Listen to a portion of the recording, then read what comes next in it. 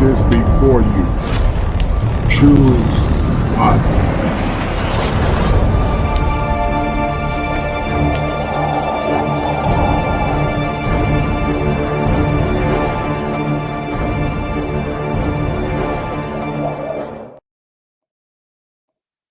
Before there was the manosphere, I was. Before there was the internet, I was. I was that Sigma male crying out in the wilderness for justice and equality for those that are downtrodden and broken, those that are voiceless. I was the kosher clinician. Before I was the kosher clinician on the internet. My plight and my war cry for justice and humanity is nothing fake. But I've always been kosher. Then sit back and get this kosher fun.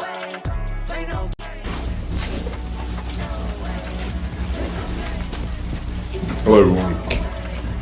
Is there equality in America, fact or fantasy? First of all, I would like to salute all fellow human beings and most graciously those who are beacons of light for justice and righteousness. To vocally explain the tenets of equality, fact or fantasy, I must begin with the combination of two alphabets, I and F, which spells if. There's no respect of person, but gives protection to all them that fear him. So therefore I ask you this profound and non-scholastic question. If there was equality in America, will I be standing here today? You decide, fact or fantasy.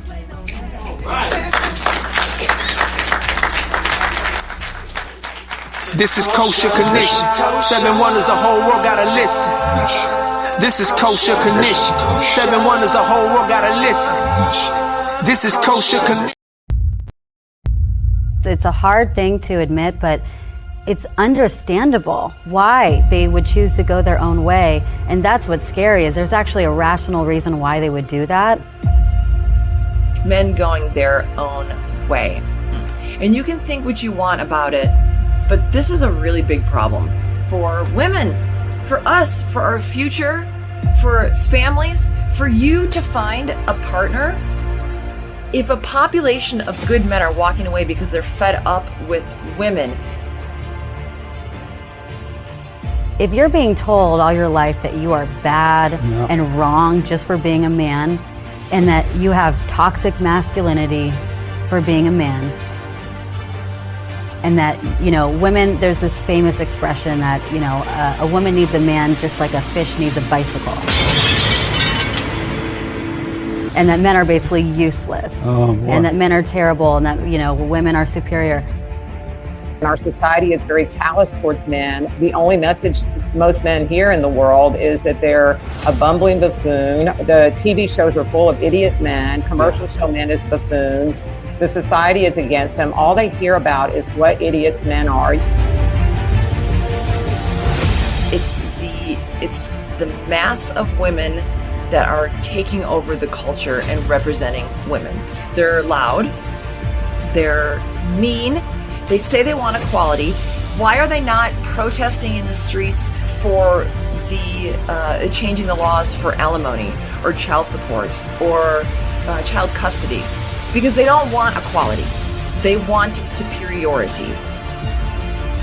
The male gender has more of a slave state, and it's because men are now subjugated to the law and to women, and nobody really believes it except the men who go through, say, the court. But most men think that they're exempt from that until they end up in a bad situation. So for a lot of the men, and a lot of them have gotten screwed over in terrible relationships and divorces, and gotten their kids taken away from them. So it's an understandable response. In the United States of America, as a man, you can't speak up. I think most women tend to be very, I'm stereotyping, but they tend to be more collectivist. They tend to sort of be more in that socialist mindset. So I don't know that you're going to see a huge change. I think the change will have to come from men.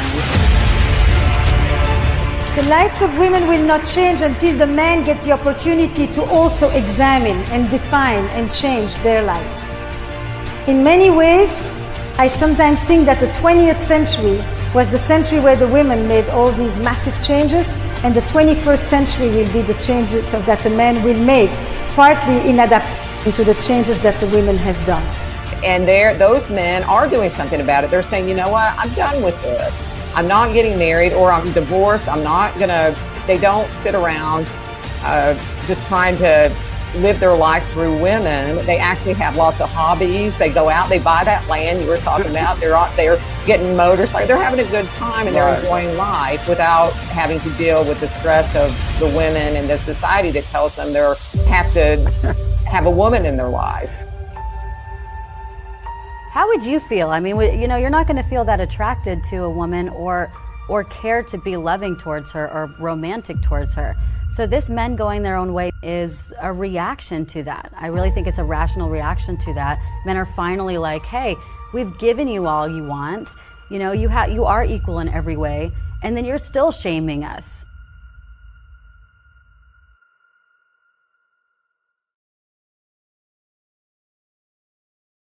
Death of Kevin.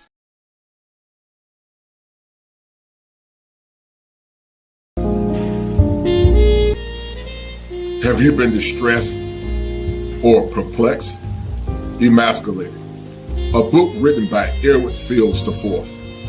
Everything that needs to be known about men in modern time.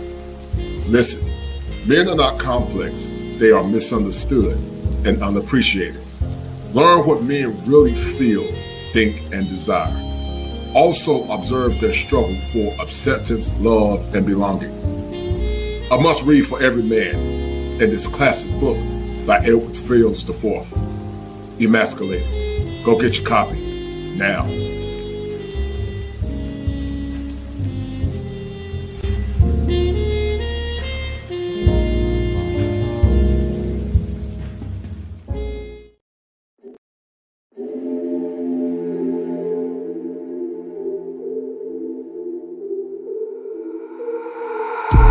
Ice in my palm, my girl, she know she the one.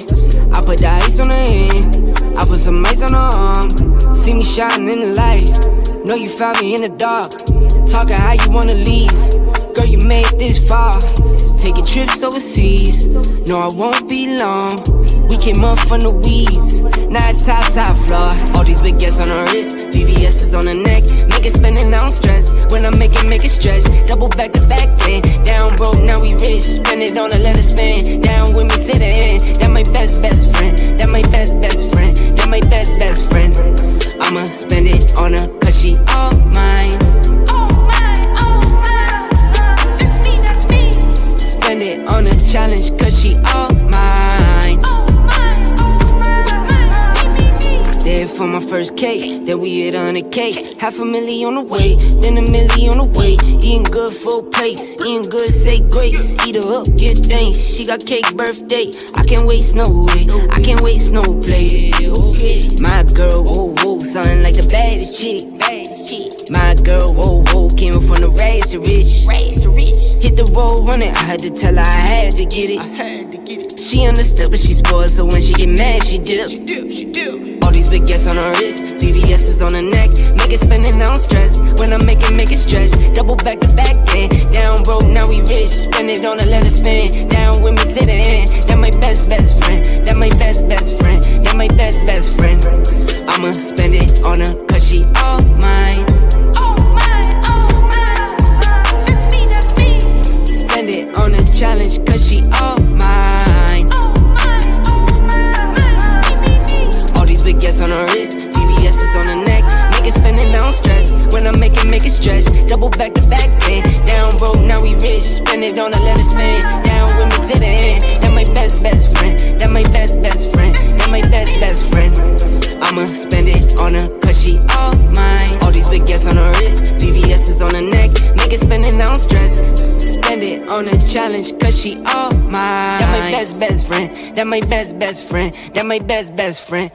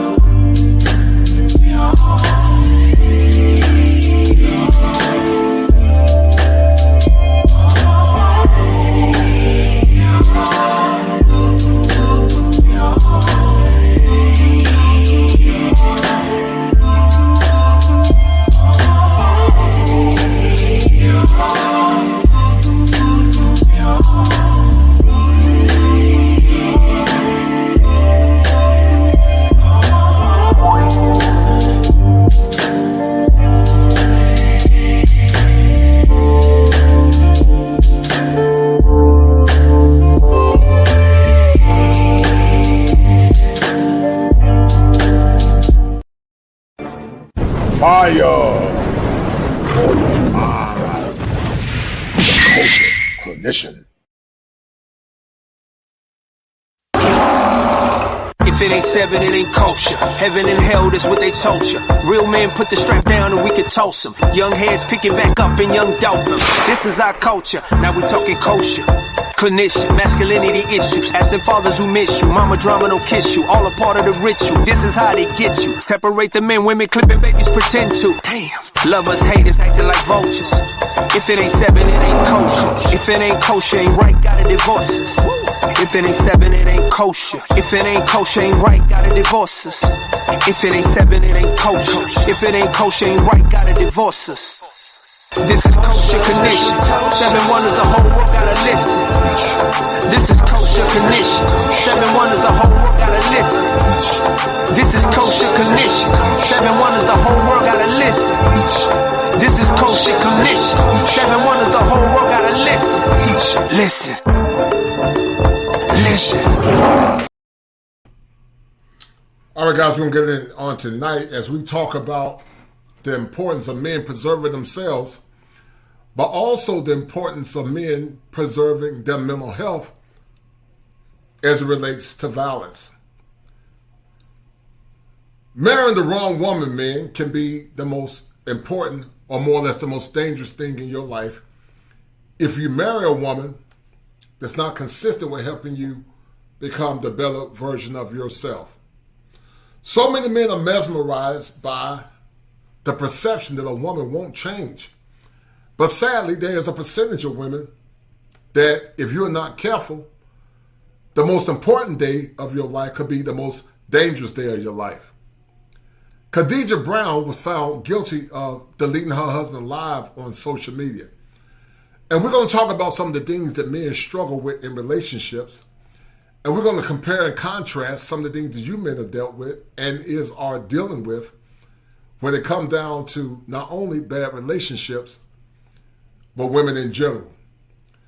Get your pens and paper ready, guys. We're going to have a great show on tonight. Let's do it.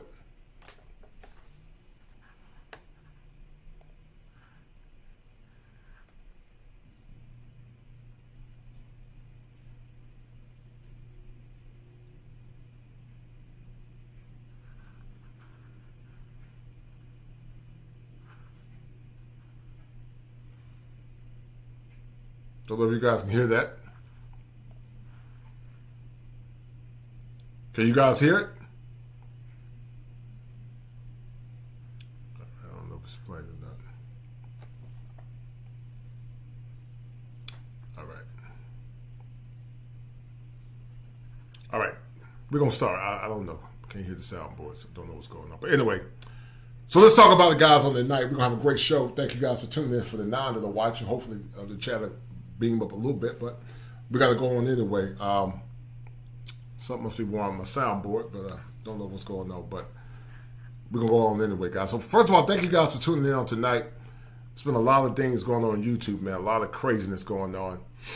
And some of this, guys, is synonymous to you guys ensuring that you get the right woman in your life. Getting the wrong woman can not only be dangerous, but it could have serious consequences mentally, financially, and also socially. And that's why it's so important for men to start living their lives on their own terms, to live their lives free of distress, to live their lives free of pain. But also it's important for men to learn and strive to get best outcomes possible. Because as I told you guys before in the past, that tomorrow is not promised.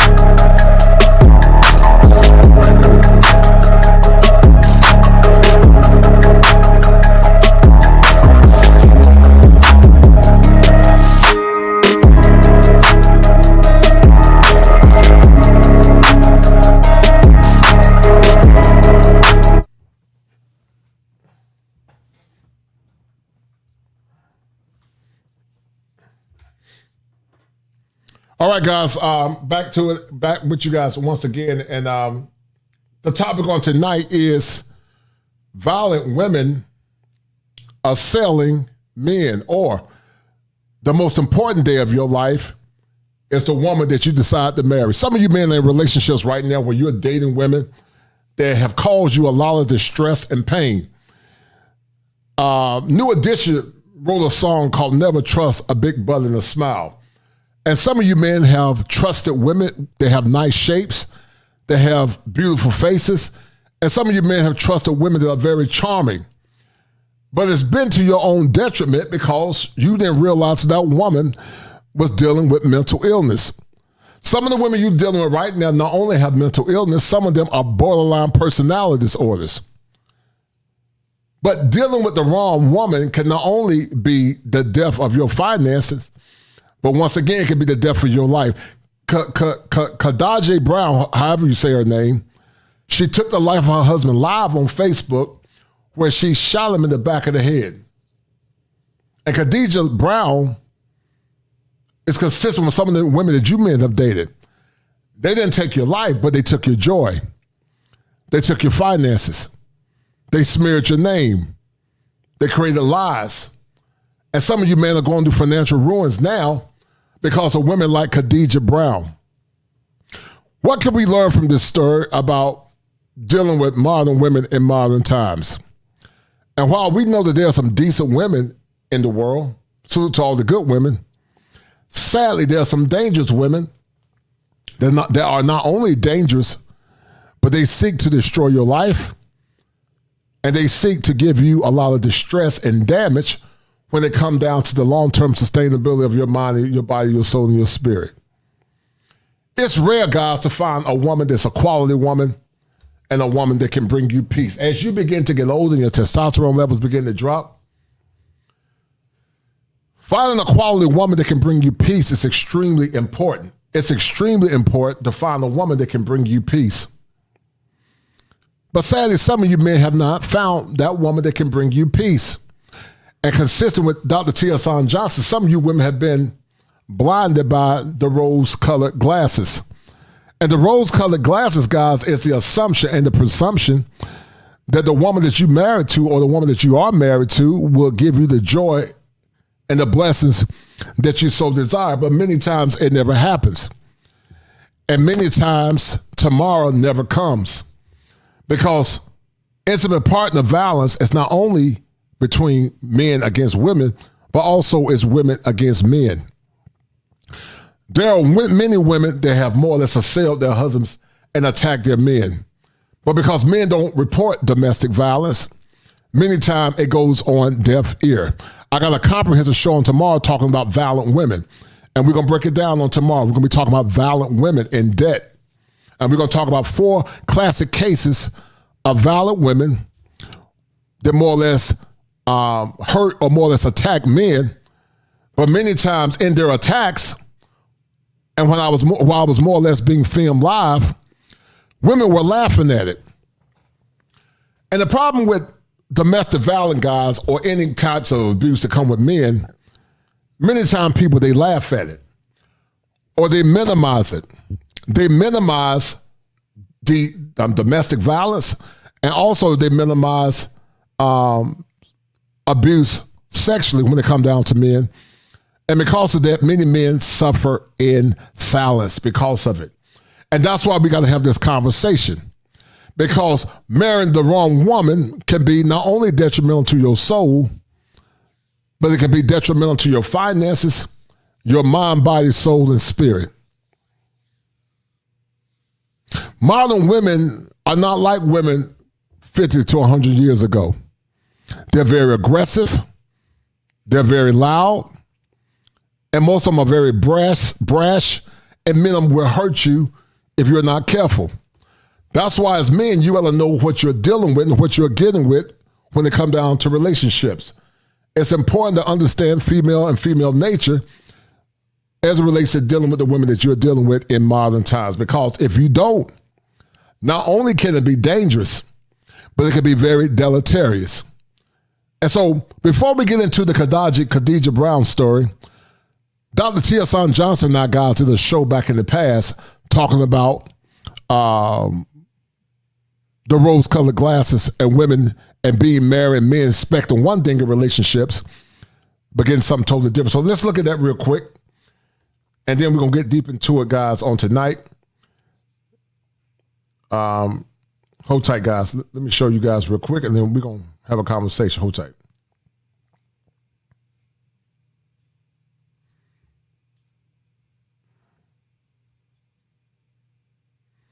All right, so I did a show talking about our modern women, the Lords of the Rings, and then we're going to get into the Khadijah Brown story. And once a woman get the ring, guys, the mask comes off. Once she get the ring, the mask comes off. And once that mask comes off, you are at the total beckoning of her own services.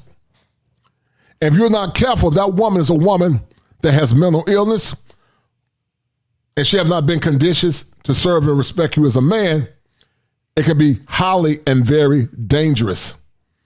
That's why getting married, guys, is the most important day. I want to share something with you men on tonight. Many times, as I told you guys before in the past, I talk to men from all backgrounds that are struggling in relationships. White men and black men both are struggling in relationships with modern women. And some would say you just don't know how to deal with women, but no, there's a level of entitlement that's caused a lot of women to think it's okay to disrespect men. And we got to have these conversations because dealing with the wrong woman, if you don't know how to properly vet a woman, you can never 100% vet a woman, could be the end of your life. Just like this man lost his life because he got with a woman that he thought was going to give him joy. She gave him pain. And you would be surprised at the people that were laughing at this man because of this. Hold tight. And I can say that the biggest issue impacting us was that neither one of us had actually grown up seeing a functional day-to-day marriage. Right. Neither one of us. So we had these ideas about what that must look like. And that's a very different thing, especially if you have girls that are being socialized to think about marriage since they're children. I mean, she had books and designs about what marriage would be like that she was writing since she was 5. You know, most men, myself included, we didn't really think about marriage until, you know, just a little bit before we found somebody we might want to be with. So, you know, but the reality was neither one of us had those experiences. We'd mostly seen broken relationships. We'd mostly seen situations. And some of you young men that are listening on tonight have been into broken relationships. Some of you men have seen broken relationships. And because of that, you don't know how to properly vet the woman you're dealing with. There's a lot of dysfunction in America, specifically the black community, because I'm a man of color. There's a lot of dysfunction, and dysfunction is celebrated, and many times that dysfunction often leads to violence. You're going to see women laughing at this man, and this man got deleted live on Facebook by Khadijah Brown. And the reason why he got deleted, guys, is going to be appalling. But that's what happens when you deal with dysfunction. If you don't know how to properly vet, or you don't have a companionship or a cadre of men leading you and guiding you in the right direction. Keep listening. Relationships that, you know, sometimes bear children, you know, things of that nature. And from there, we had an impractical base to try and build a life. And the only thing we really knew, we really agreed upon, is that we didn't want our child to grow up in a divorced household. But even that's enough to build a functional family if that's all you have to go on. Right. This is why I say this goes back to the 1960s, because this is a multi-generational issue. This isn't just about two people who are getting married. You have to, I mean, really, and this is common sense. When you marry someone, you're marrying their family. You're marrying into their family. They're marrying into yours. Even if you don't have one, the legacy of not having a family impacts your family, right? I mean, there are things that you don't know how to do, but ways of negotiating and engaging people that you may not have experience with. You know, especially like I married someone who had a huge family. You know, I myself, you know, it was just, you know, my mother and my sister, and occasionally we saw grandparents. I may have seen my father once a year. Very different family structures. You know what I mean? These kind of things, you know, really play into, you know, how we even, what our standard is for what it means to be in a union. You know, those are the kind of issues on the table. But I always come back to policy, because at the end of the day, women are also being socialized into relationships knowing that if this man doesn't make you happy, you can use the state to police him for what you want and move on to the next. We saw what just happened with Dr. Dre. Right. Pay $3.6 million a year until she gets married again or is in another domestic union. Now, I had a professor, right, who was a mentor of mine. She's now in her 70s. She was married in the early 1980s. She got a divorce in the early 1980s. Her husband from the early 1980s is still paying alimony to today. Wow. She just retired from her work and she's still getting alimony today. They broke up. And not only, men, can you end up paying alimony, you can also pay with your life. You can pay with your life if you get with the wrong woman. And that's serious, guys. You can pay with your life if you get with the wrong woman, because the wrong woman can not only cause chaos, but the wrong woman can cause a lot of pain.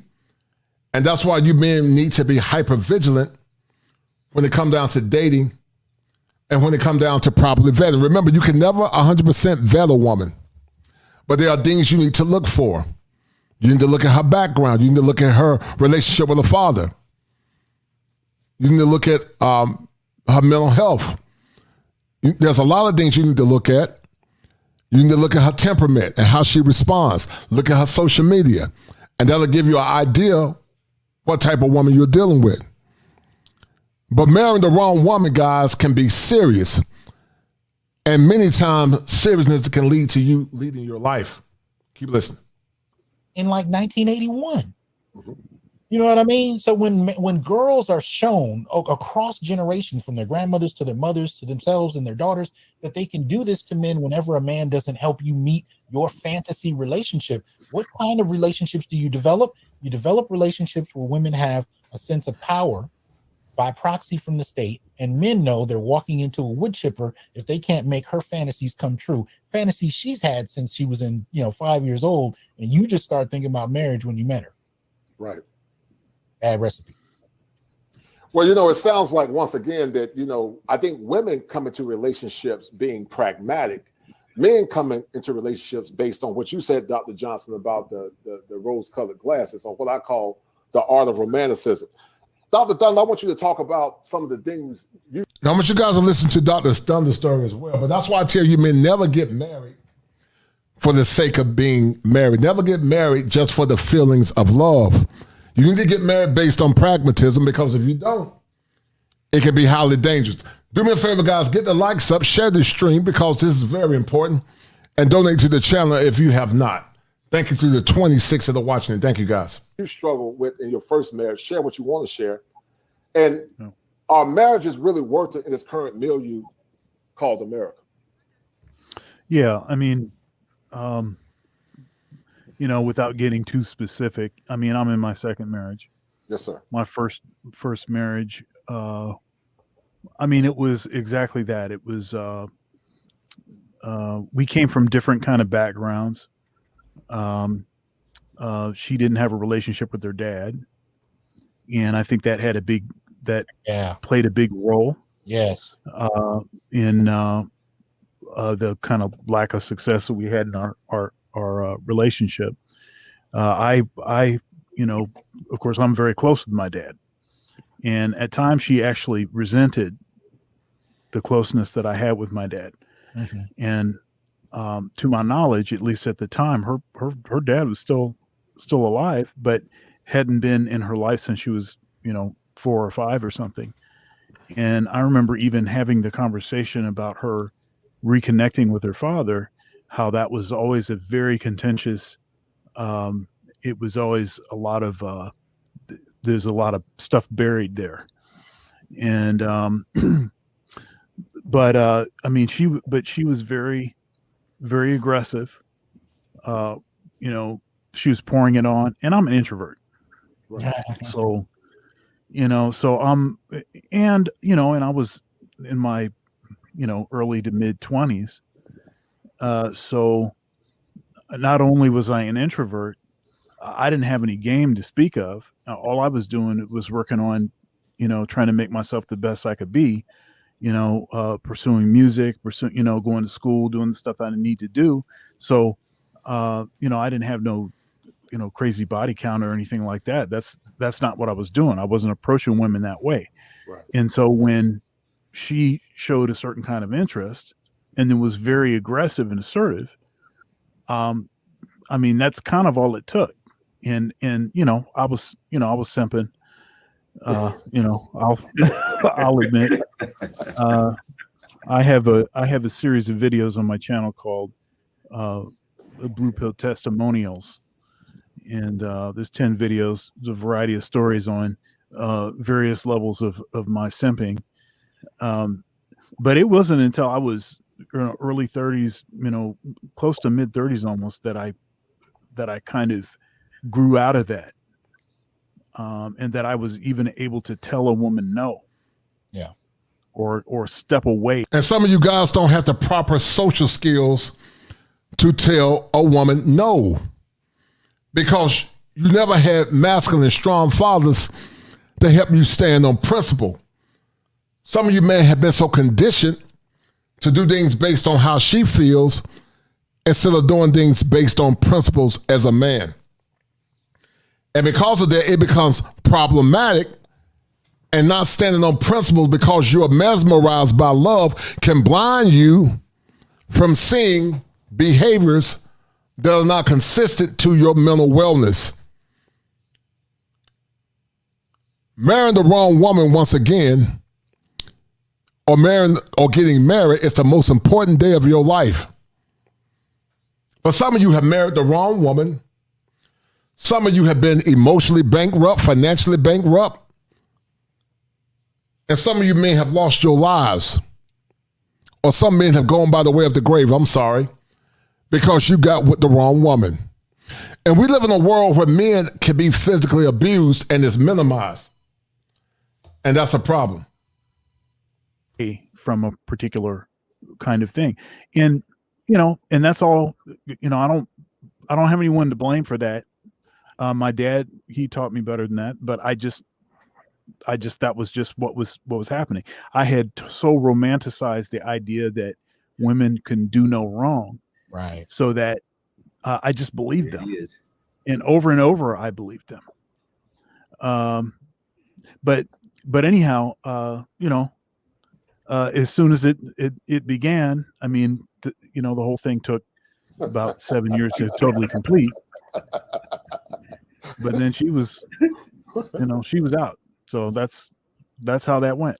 That's how the first one went down. But it's a tough thing. But I can speak at length about the sexual alienation.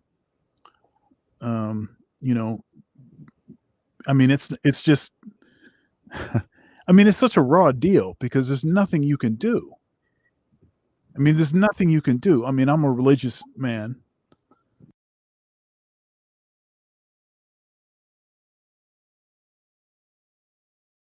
Some of you men will be surprised at the amount of men that are in sexless marriages. There are a lot of men in sexless marriages. They are still expected to provide and protect, but they are in sexless marriages. And that's why marriage is the most important day of your life. If you got a woman, guys, that's not willing to sign the prenup because the laws are not in your favor, if she doesn't sign the prenup, then you are operating in her feelings instead of operating in your purpose. I'm going to say it again. If she does not sign that prenup, you are operating in her feelings instead of making her operate in your purpose. Because marrying the wrong woman can make you, or more or less put you in a predicament where you can lose a lot of money. That's why you should never love a woman more than you love your purpose and yourself, because I see it too many times, gentlemen. It's dangerous. Fall in love with your purpose instead of falling in love with her feelings,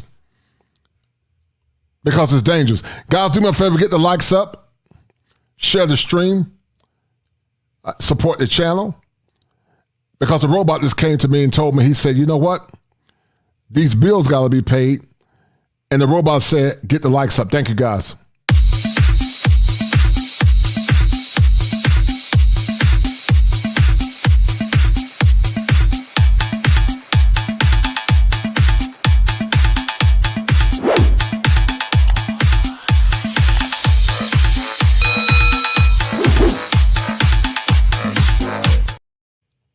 And so I didn't, not only would I wouldn't have wanted to step out, but then also, you know, I'm not wired that way.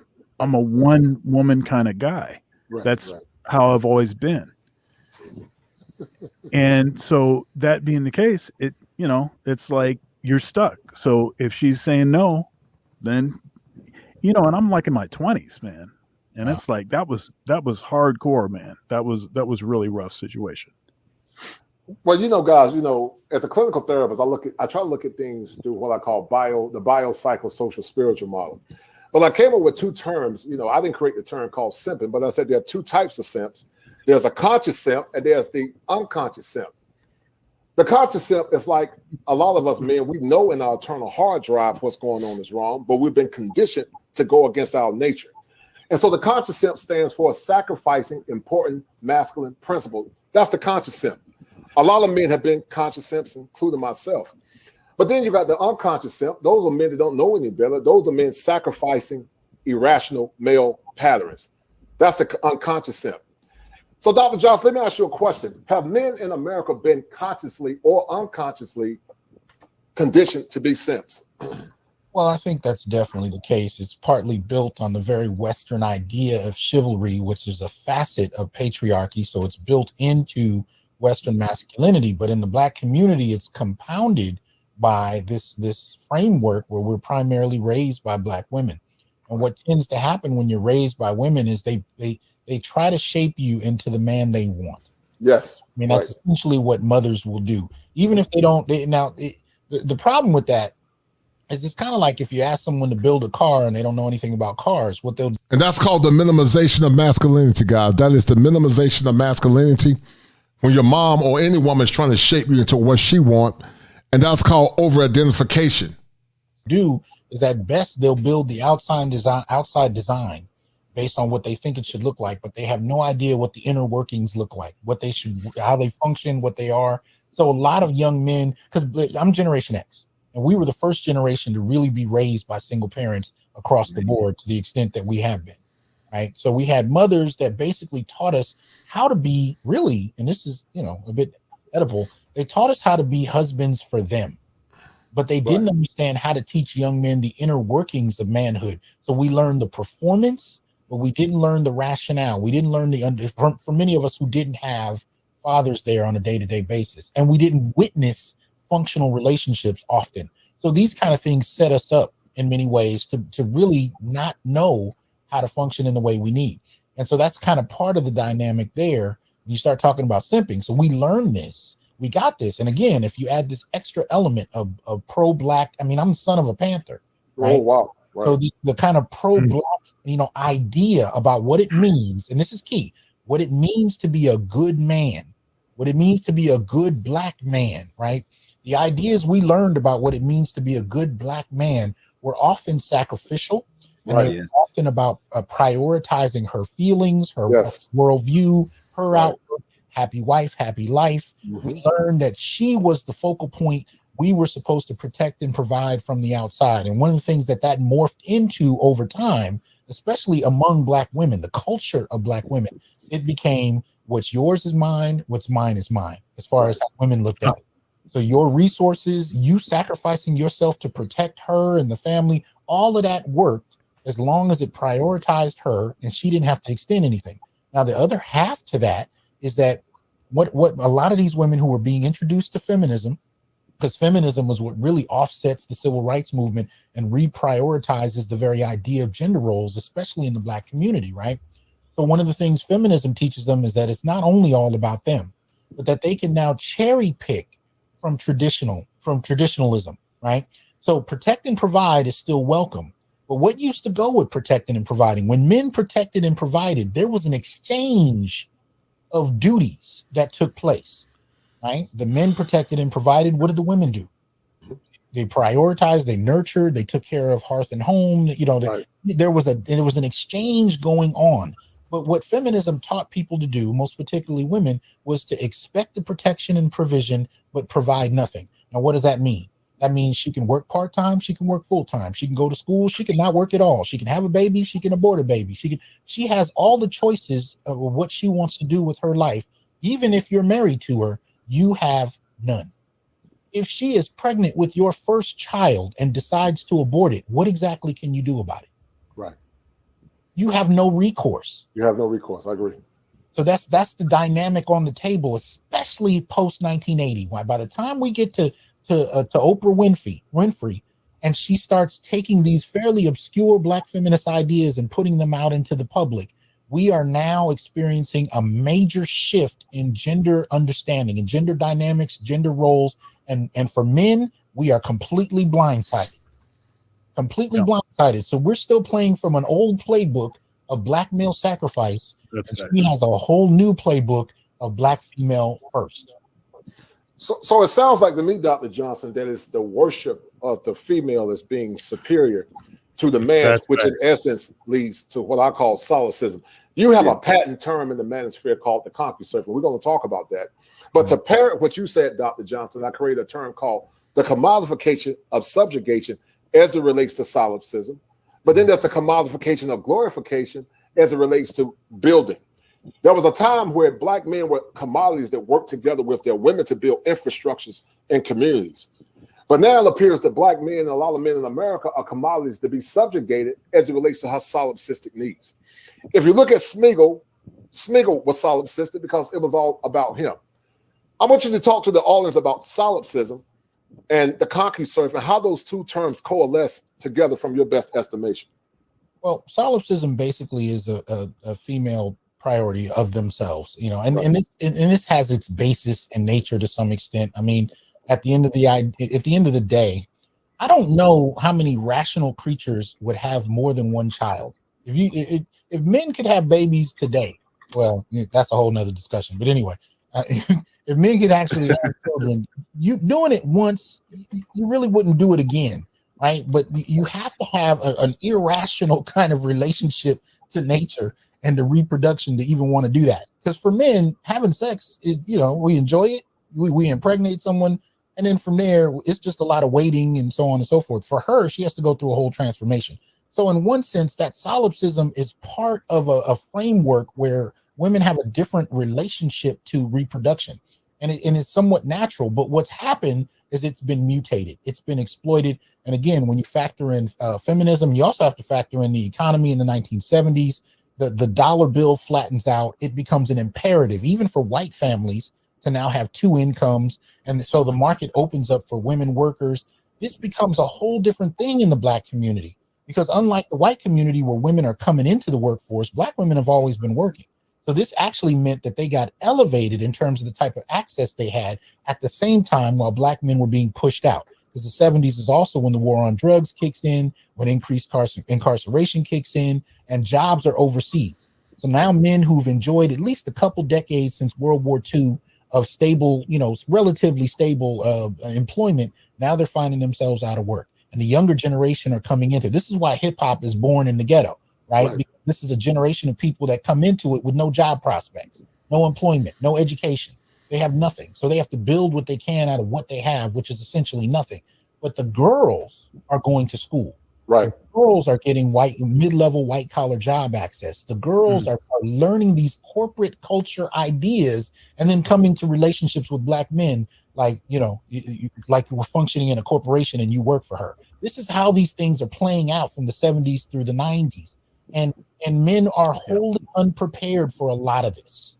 Wholly unprepared. But I apologize if I didn't answer your question. No, you did it brilliantly. Listen, guys, we have a power. And that's what's going on there with so many young men. They're not prepared for it. The system doesn't prepare young men. And because so many young men are broken, they don't know how to respond. It's important, once again, guys, for you to get the right woman. The right woman can add value to your life. But that right woman must be willing to follow your program and follow your leadership if you've done the work mentally, spiritually, and also socially. Once again, guys, get the likes up, donate to the stream, and share this stream with multiple people. There are some young men that need to hear this because this man lost his life. Khadijah Brown's husband lost his life. And we're going to get to it in a minute, guys, live on Facebook once we lay the groundwork. We're going to go into the rabbit hole. But once again, guys, in the meantime, get the likes up. Someone please donate to the channel. We got some good shows coming up on the weekend. On Saturday, Sunday, we have Dr. Ronald Neal on, and we're going to talk about the state of the union as it relates to the manosphere, or this space where men come together to share their story and share their pain. So once again, guys, get the likes up and donate to the channel. And we're about to get back into it. So thank you, guys. Hold tight to me. Let me click the link, and we're gonna get into it. Hold on.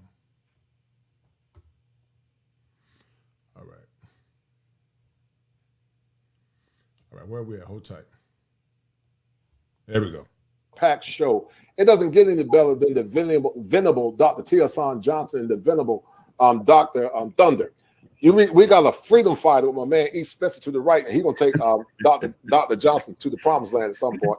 And we got my man Dr. Thunder. And guys, this show was done about a year and a half ago, before I went to Brazil. And the war cry for male empowerment still remains strong today. But a lot of men are going to this, professional men. I talked to a neurosurgeon, guys, one of the clients I'm talking with, and this man is making big money. But a lot of men are going through the kind of things that you hear us talking about on today. And it's unfortunate. Which is a theologian, and you have myself, the kosher clinician, a licensed therapist. Listen, there's a scheme affliction on the minds of men in America. A lot of men are suffering in silence. And I started the kosher clinician out of a process called sublimation, meaning to turn something bad into something good, because many men went to the grave with dreams unfulfilled. You can hear the echoes of those men that are in the grave right now because nobody spoke power to their knees. So listen, if you like what I'm doing, please cash out 7 Smalls. Please cash out $7 Smalls. Like, share, hit the subscription button, and go check out my man, Dr. T.S. Johnson, and subscribe to his channel on the Honest Report. And also go check out my man, Dr. Thunder, and get some of that soulful music that can bring power and tranquility to your soul. Dr. Thunder, and we're going to bring Eric in a minute. But Dr. Thunder, is it mental abuse to deny your husband sex in a relationship from your best estimation? And yes, it is mental abuse to deny your husband of sex. Shout out to my man, The Quiet Storm, for showing love on tonight. And that's a deal, right? Thank you, The Quiet Storm. That's a bet, right? That's a deal, right? That's a deal, right? Showing some love on tonight. That's a bet, right? That's a deal, right? That's a deal, right? I appreciate it, brother. Thank you, good sir. I appreciate that. And also shout out to my man, MC Recovery and Wellness, for the 5. The Quiet Storm, because of your kindness and your love, you are the #1 sponsor of the stream, Quiet Storm, brother. I appreciate it. Thank you, sir.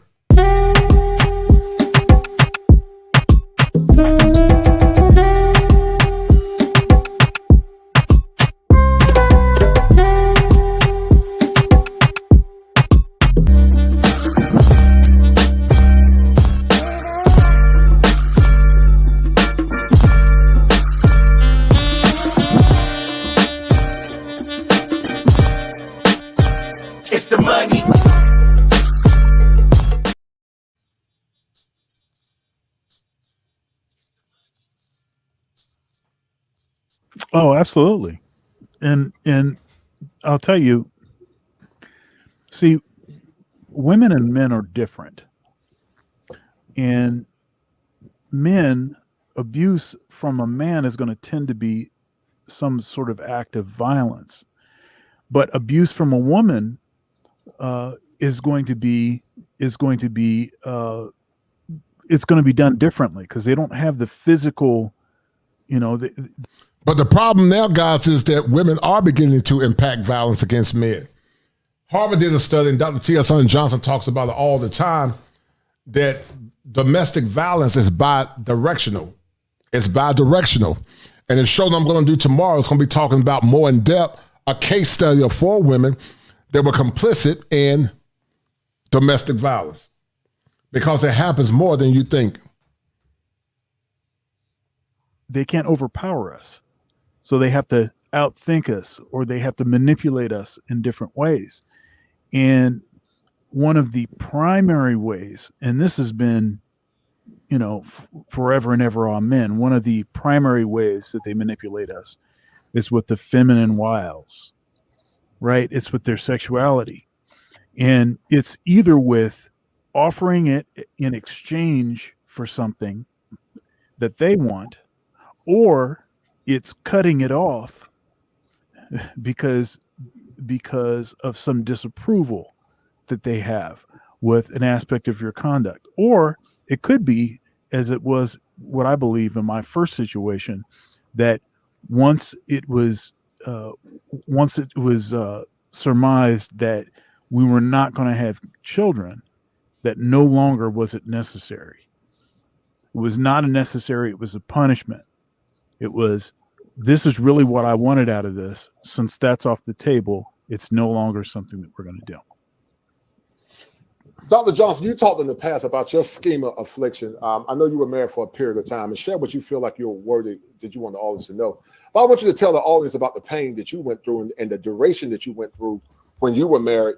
And do you think you were a conscious simp or an unconscious simp as it relates to what you went through as a man when you were married in the past?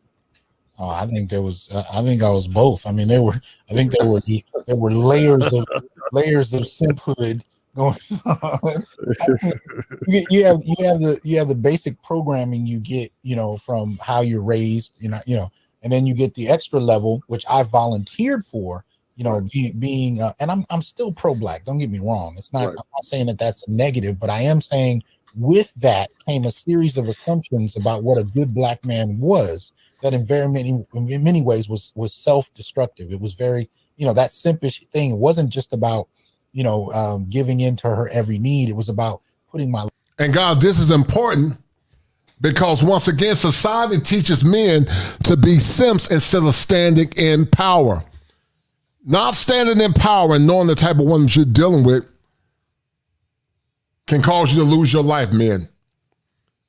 And that's why it's so important to stand in power and know what your worth is as a man, because marrying the wrong woman can be to your own demise. A life on the line without even reflecting upon whether or not this was a relationship that offered an exchange. So when you get to my pain, one of the things I talked about on a show I did a couple months ago, about sexless marriages, as I talked about my own experience with it, where out of the 9 years we were married, 5 of those years were virtually sexless. Oh my God! Wow, 5? Yeah, it was 5.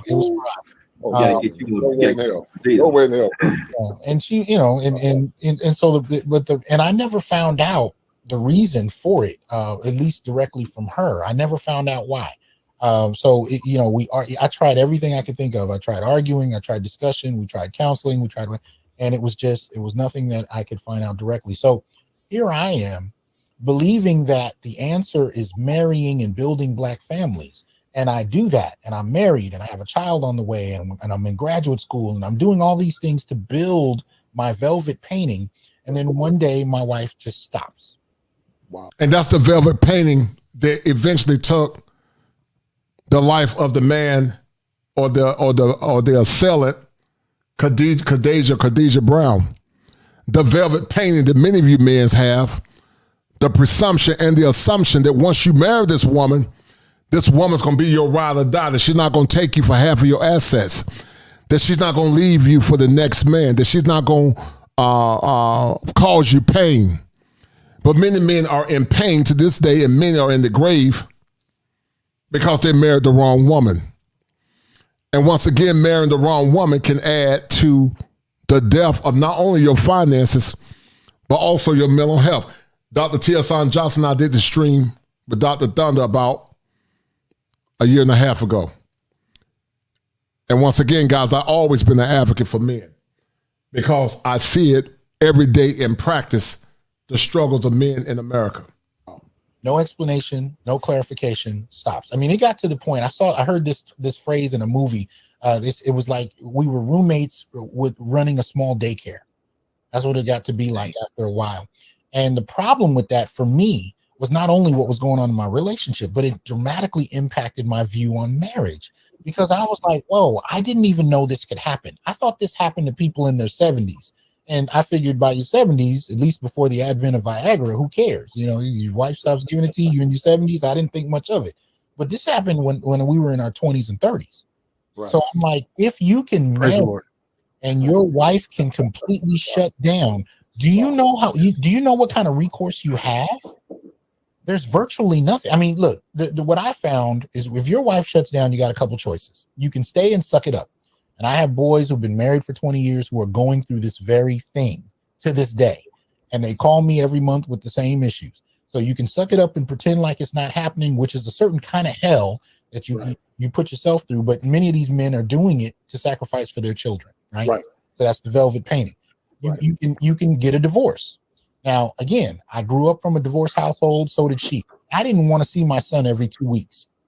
I didn't want to wonder what man was in the house, boyfriend she had that was near my son. Like, I didn't want to go through that, but that's an option. And then, of course, the other option you have is to cheat.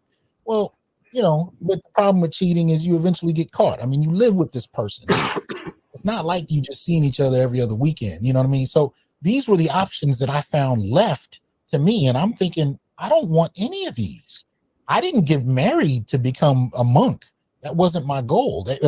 But again, it was one of those things that nobody had ever explained to me that could happen. And I think, the more I started to speak out about this, the more men that I have writing me.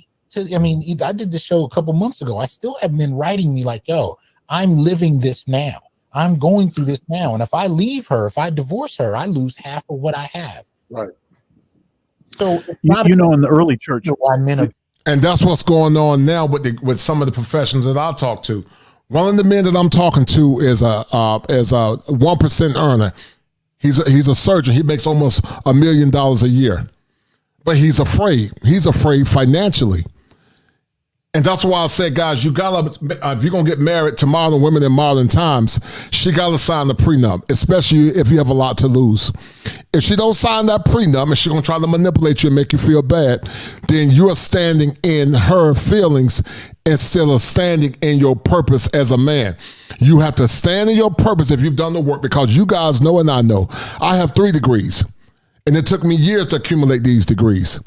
But if you marry the wrong woman, when she pulled the mask off, and many times she will, it's going to be dangerous. It's going to be too late, because many, when you hold them accountable and you tell them what you want, guys, then they get something called a schema affliction. And when they get that schema affliction, that's when they'll start pulling the mask off and show you who they really are. Because many women going to always be a ride or die until they get the ring. But once they get that ring, the mask comes off when you hold them accountable, and that's when you see the schema.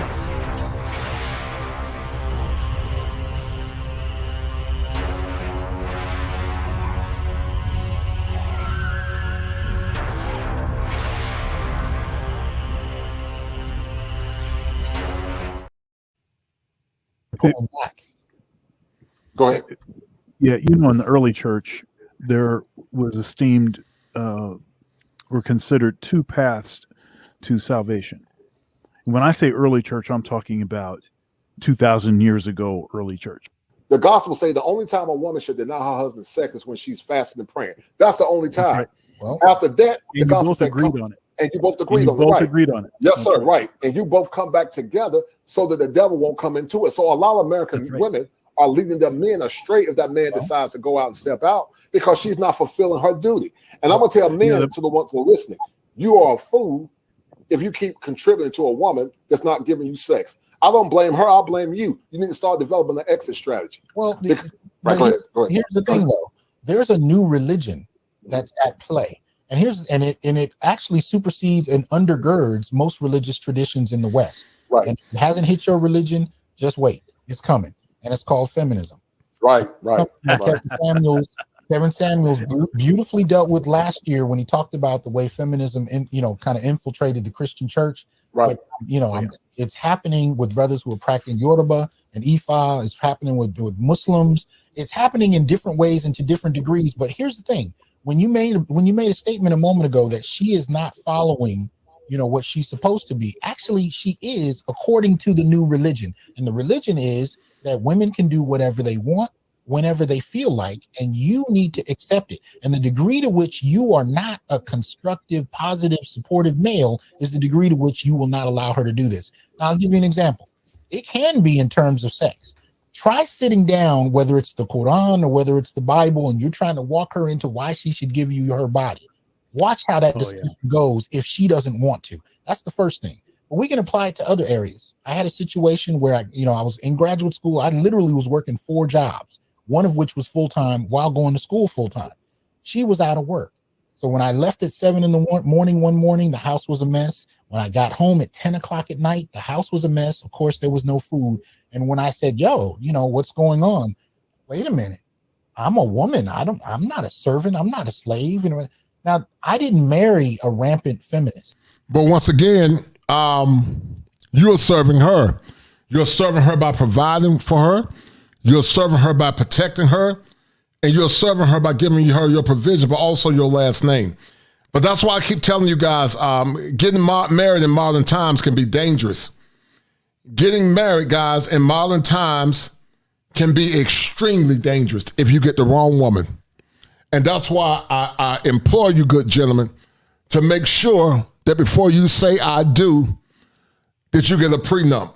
Because they always change up. What Dr. Johnson is talking about is something I hear all the time. I know men, once again, that are high earners, their wives don't clean, they don't cook, and they barely get sex. And when they do get sex, it's with the attitude or like, hurry up. So based on what you're doing, you're rewarding bad behavior. And that's the issue with many modern relationships. I married a woman who did not seem anything like that. But when pressed into a corner, those feminist ideas that are so popularly extended in popular culture came right out. And that goes back to what we were talking about a minute earlier, guys. That's what we were talking about a minute earlier, guys. That's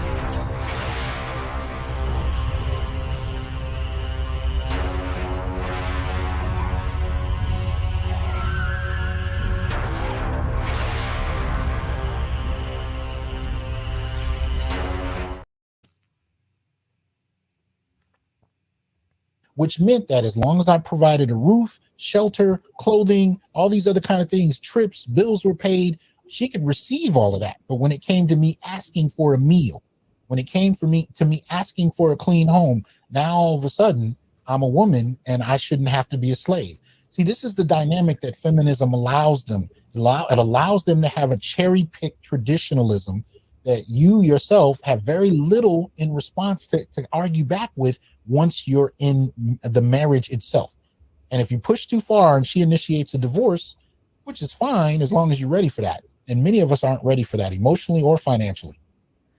This effect of feminism on everything in the West is why the passport bros, if they're going to wife someone up, they need to stay in that other country. Because as soon as you bring a woman here, it won't be long before that feminism will be right in your house. I was watching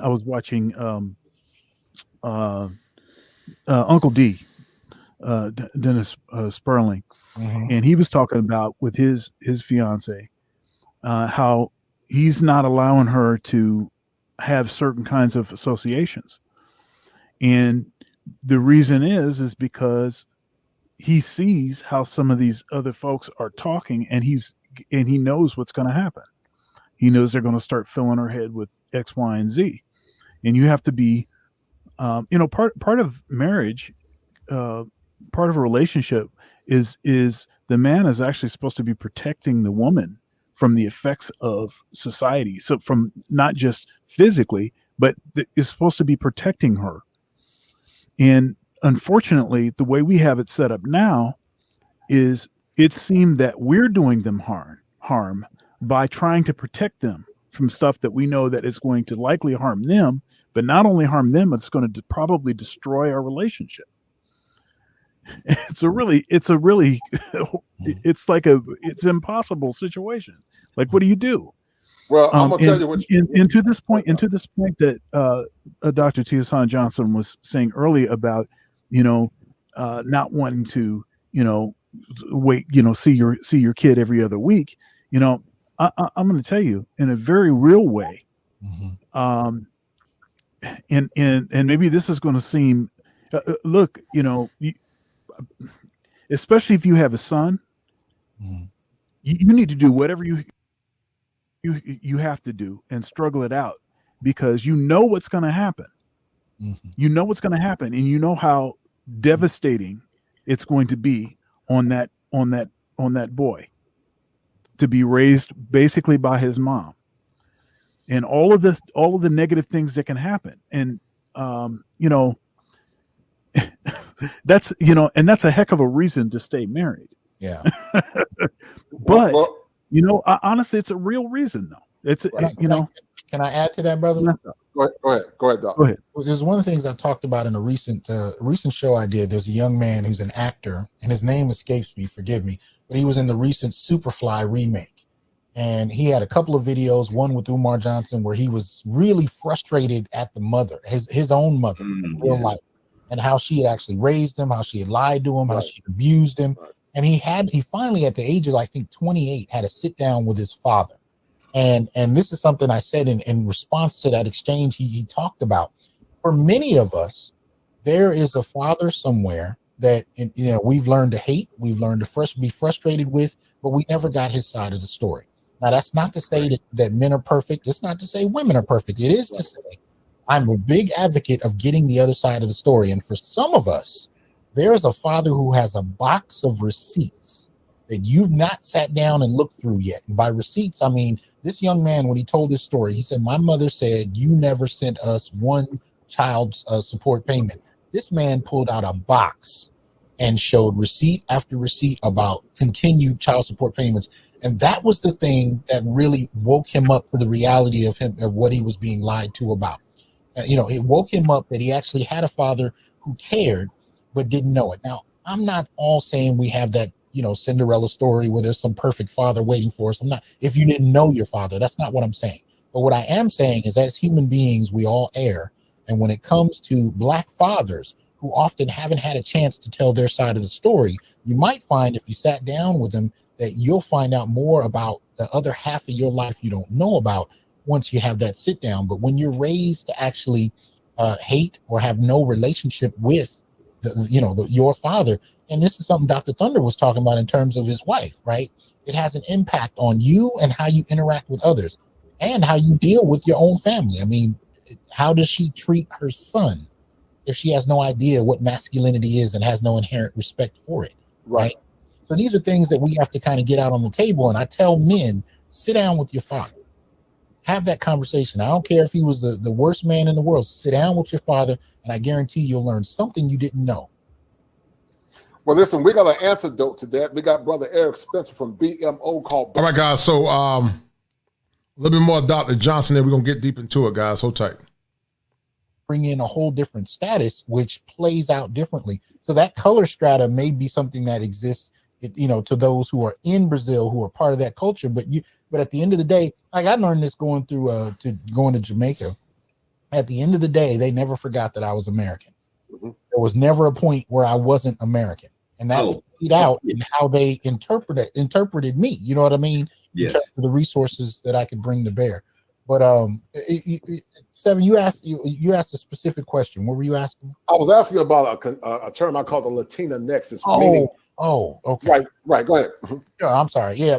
So basically, this is something I've talked about online a couple of times, and Kevin Samuels picked it up and talked about it on No Jumper. Basically, I've been teaching a Black male studies course for the last decade or so at Fresno State. And one of the things I noticed is early on, there were different populations of women that would take my class for different reasons.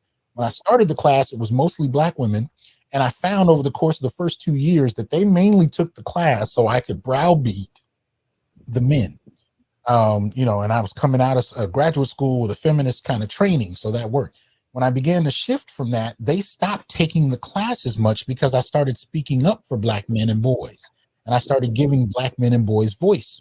Now, what I began to notice from there was that more white women began to take the class, not because of something I said, but because they wanted to learn how to take care of the Black boyfriends. They wanted to understand their Black boyfriends.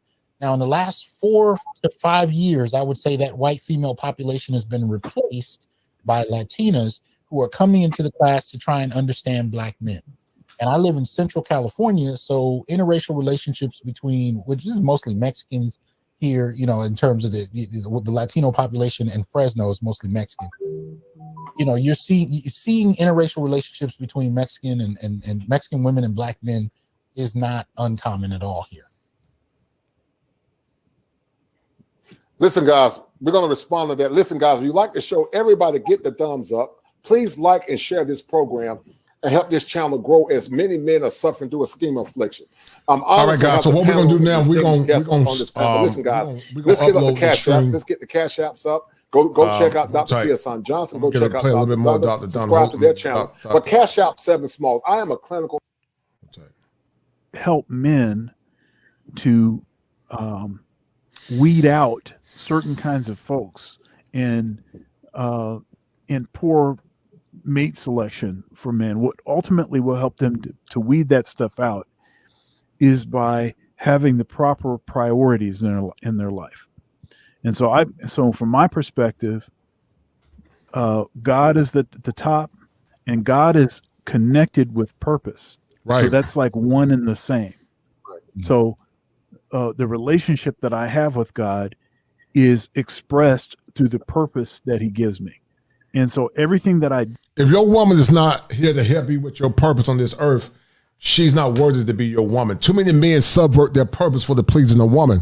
And because of that, you are in idolatry. You are idol worshiper because you put that woman above your purpose.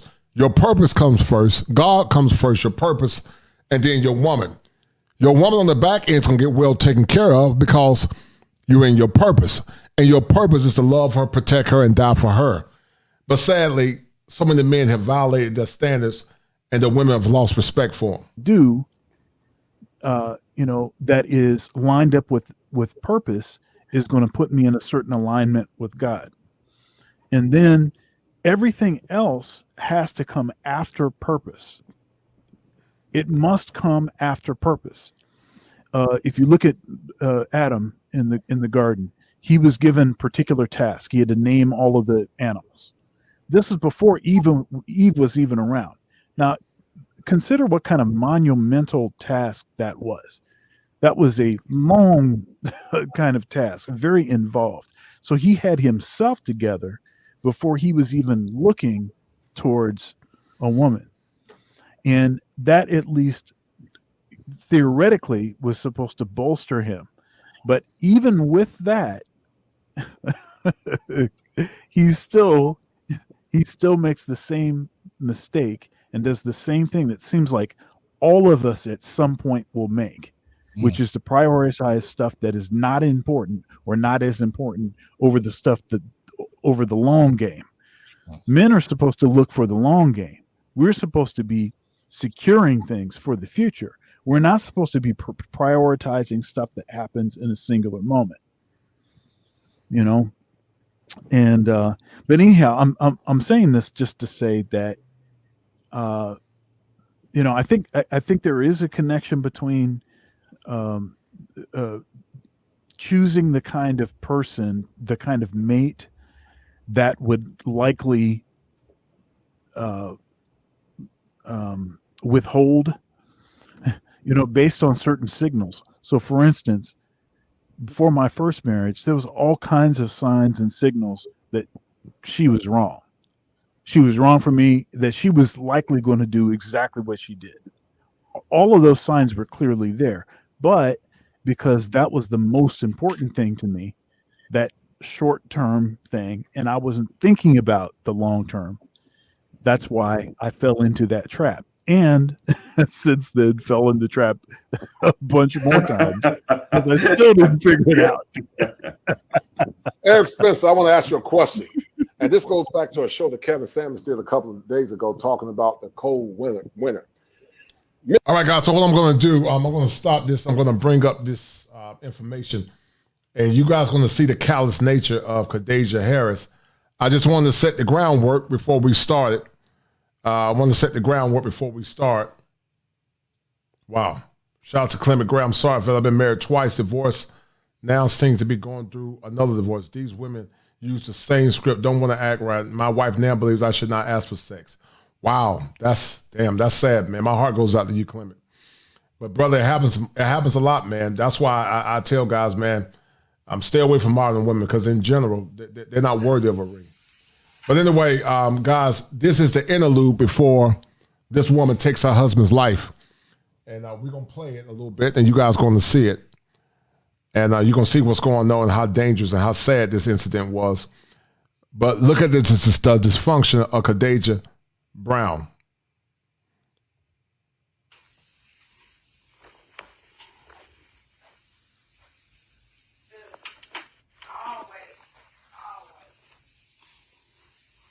Yeah, people want to have something to say, but he ain't here with his kids. He ain't helping. He left at 6:00. He left at 6:06 to go be with his mama. Over here trying to cook something to eat. Instead of trying to. Yeah, Mulatto Vanguard, it is hard to watch, man. It's hard and it's sad. But female violence is often started by the woman and normally ended by the man. But it is sad. And that's why I had to do this stream, because getting married is your most important day. And marrying the wrong woman, listen to Clement Gray, is serious. This brother said that, I'm sorry, fellas, I've been married twice. Divorced now, seem to be going through another divorce. These women use the same script, don't want to act right. Now my wife believes I should not ask for sex. And I see it happen all the time in therapy, guys. That's why I'm so passionate about male rights. It's sad. Why is there got to be a question about, do I need to cook for the kids? Why is there a question? And he don't never have to question. He don't want to question everybody's loyalty. But where is his loyalty at? But he want to talk about me when I am not doing.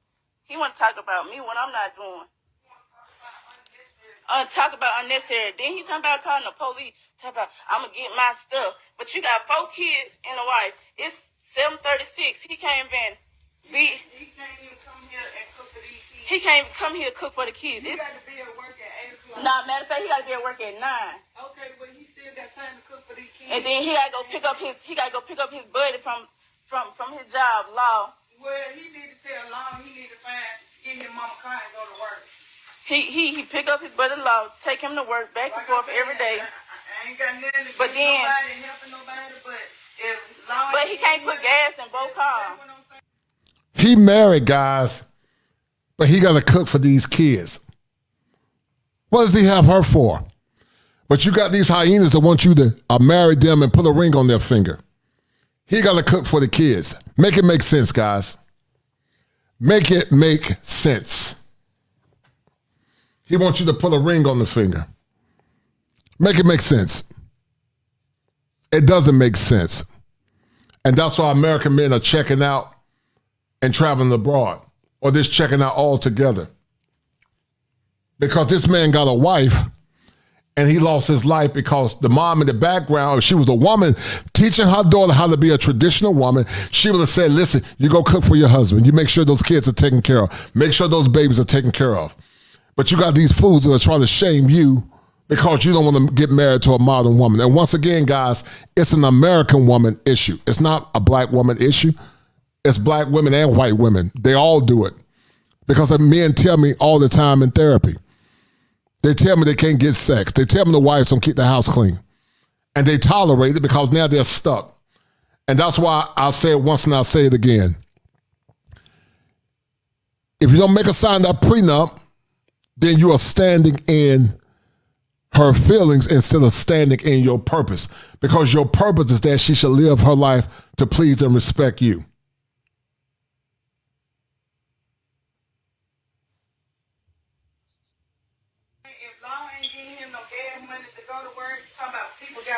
Okay, he wanna put it like that? Oh, I got stuff to do too. I'm over here. I got stuff to do too. I'm over here. I'm over here putting the rep. Like I said. Yeah, what you on the phone with? Uncle, I'm home. I'm talking about Uncle.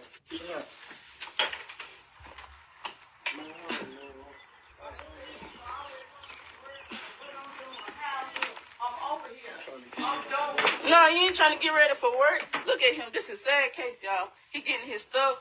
Look at that. Sad case. As a father. Okay, Jeremy, what is the conversation you want to have? If he had a masculine father, his dad would have told him, maybe son, not to marry him. That's why so many of these young men are so broken, because they never had an example. And they never had a masculine father to tell them what to look for in a relationship and look for in a woman. That's why having fathers is so important, men. Having a father is extremely important in dating and relationships. But so many men don't have fathers, therefore they don't know what to look for. And they sacrifice their masculinity with the wrong woman. But sadly, this man sacrificed his life. And once again, this is what happens when you get with the wrong woman. No food, no intimacy, no nothing. And that's a problem. And that's why I tell men to do what's best for them. Don't deal with modern women, and to live their lives on their own terms.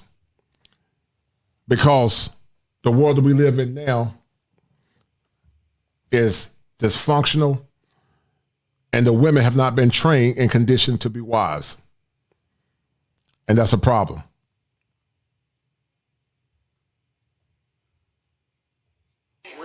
Yeah, and your baby in the room. Give me my phone, bro. Don't share What is the move. conversation you want to have? What's the conversation? Get out my He phone. said, what's the Don't touch conversation? me. Don't touch me. I'll call the police over here. Do not touch me. Don't have no boundaries. The man tell her not to touch her, and nothing happens. But where's the advocacy for this particular man that lost his life?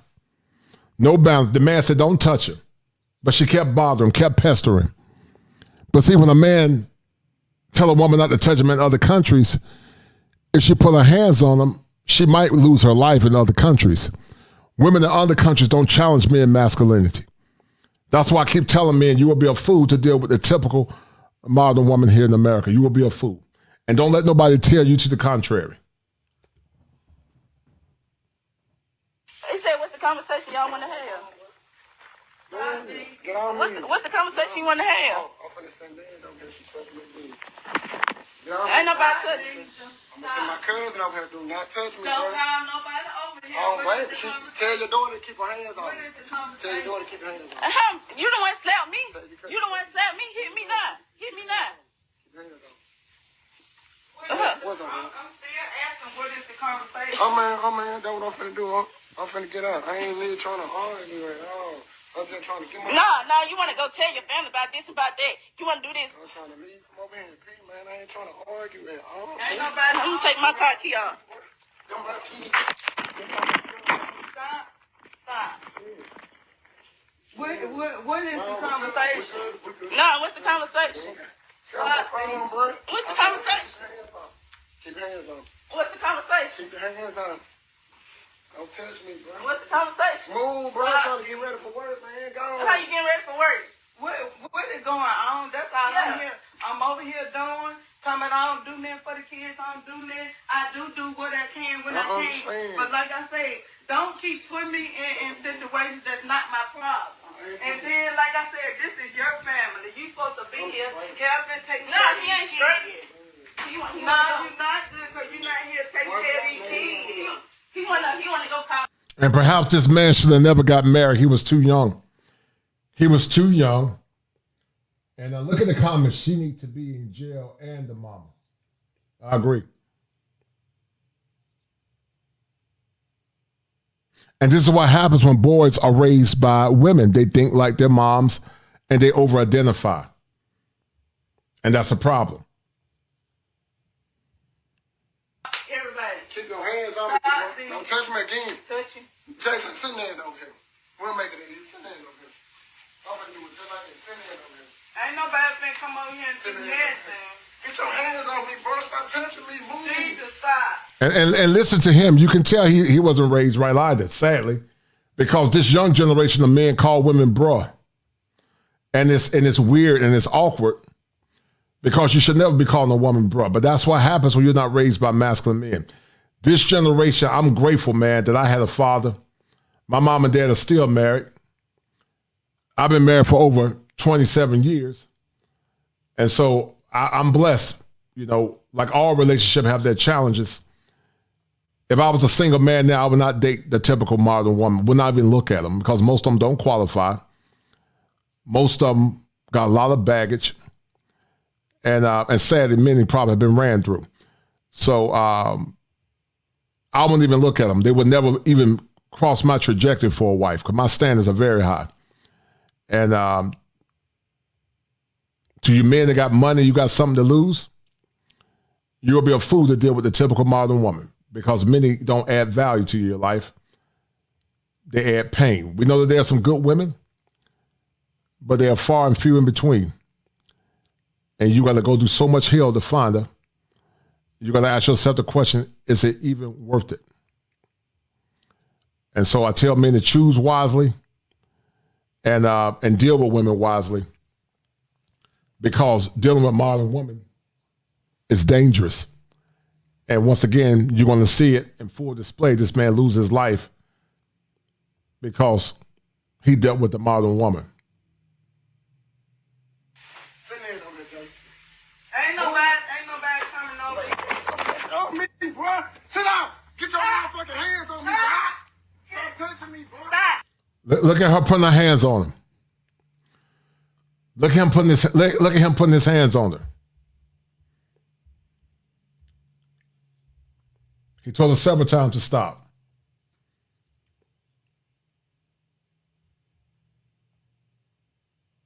And that's a problem that you see now. That's a problem that you see now. He told her to stop. She kept doing it. Hold tight.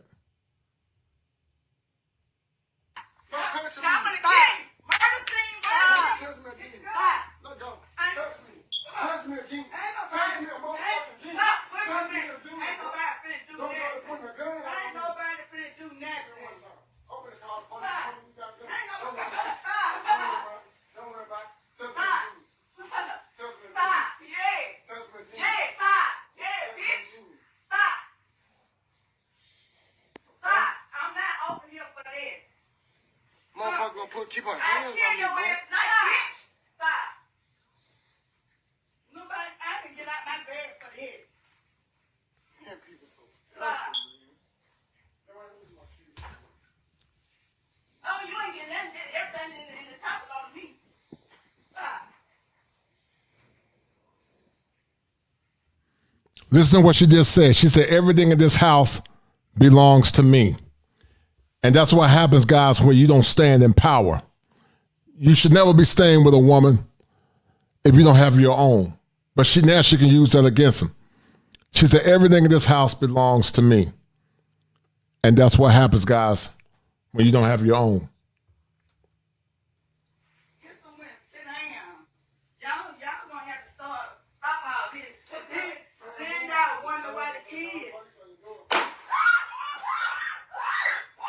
You guys heard it. You guys heard that untimely demise of this man's life. This fool took this man's life because you're dealing with an emotional hyena, guys. This woman took this man's life. Let's go back it just a little bit. Which is unfortunate. And she took his life over something stupid. She took his life over something stupid, which in essence ended his life. She shot the man in the back of his head. Not over something that was powerful, but something stupid. And these are the kind of women that you're dealing with, guys, here in modern times. We talk about male violence towards women, but female violence towards men is an ongoing occurrence that many times is minimized. And it's unfortunate and it's sad.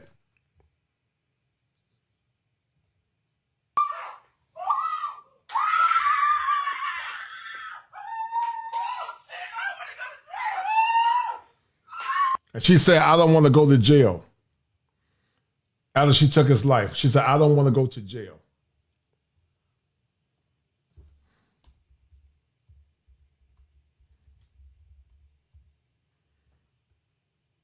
Screaming and hollering.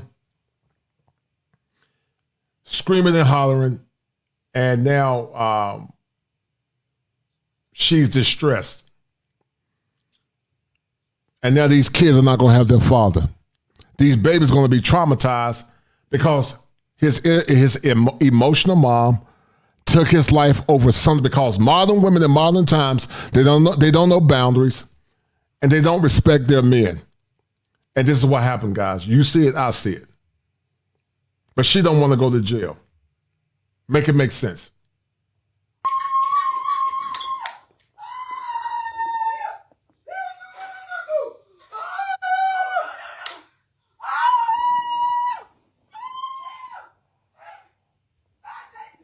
And the same women, guys, that were in the emojis laughing her on, now they got this. They got the Sanford. Let me tell you something else, guys. If you get a woman that's not,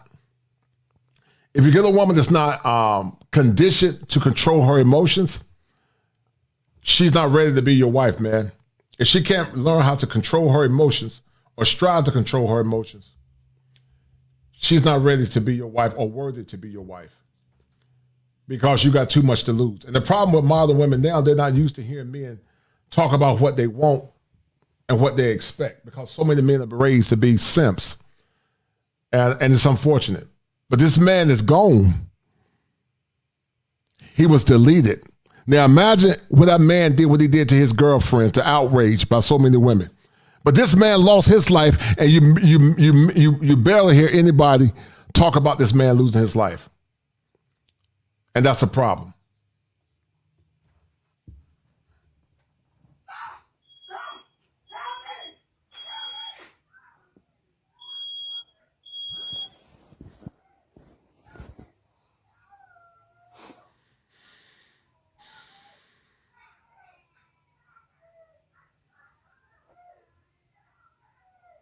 You can hear the kids crying in the background.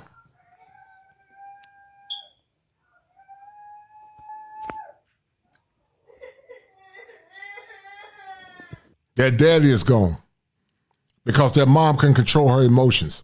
And that's why I keep telling you, men, getting with the wrong woman is the most important day of your life.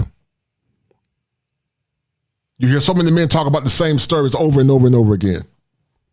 But once again, when they come down to men and their struggles, it's often minimized here in the West.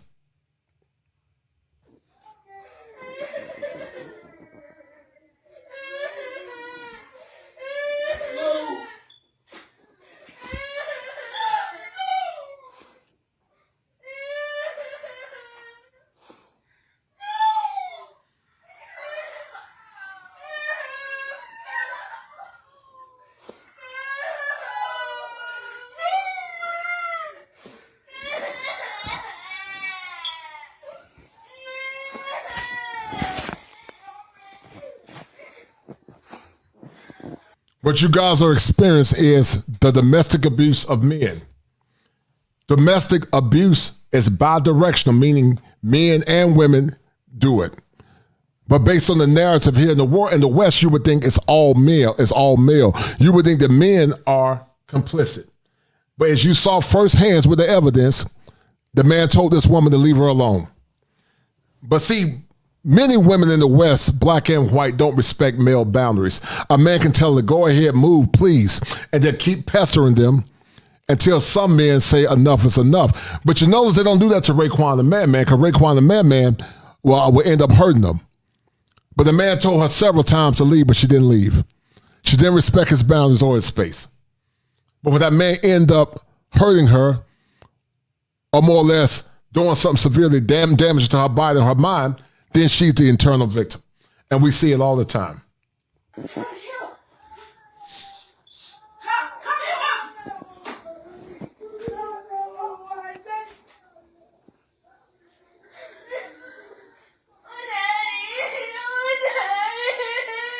Them babies lost their life because this hyena didn't damn respect boundaries.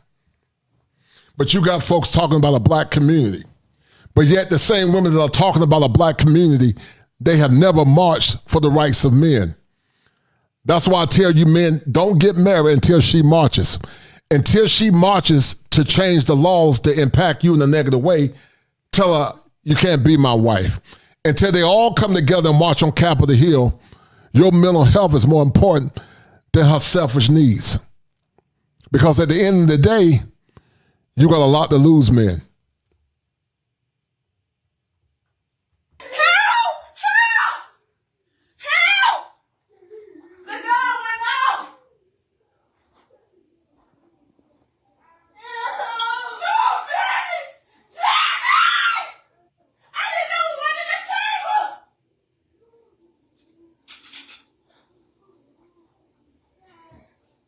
This is what happens, guys, when you get women in America that are not held accountable and women that cannot control their emotions. This is what happens.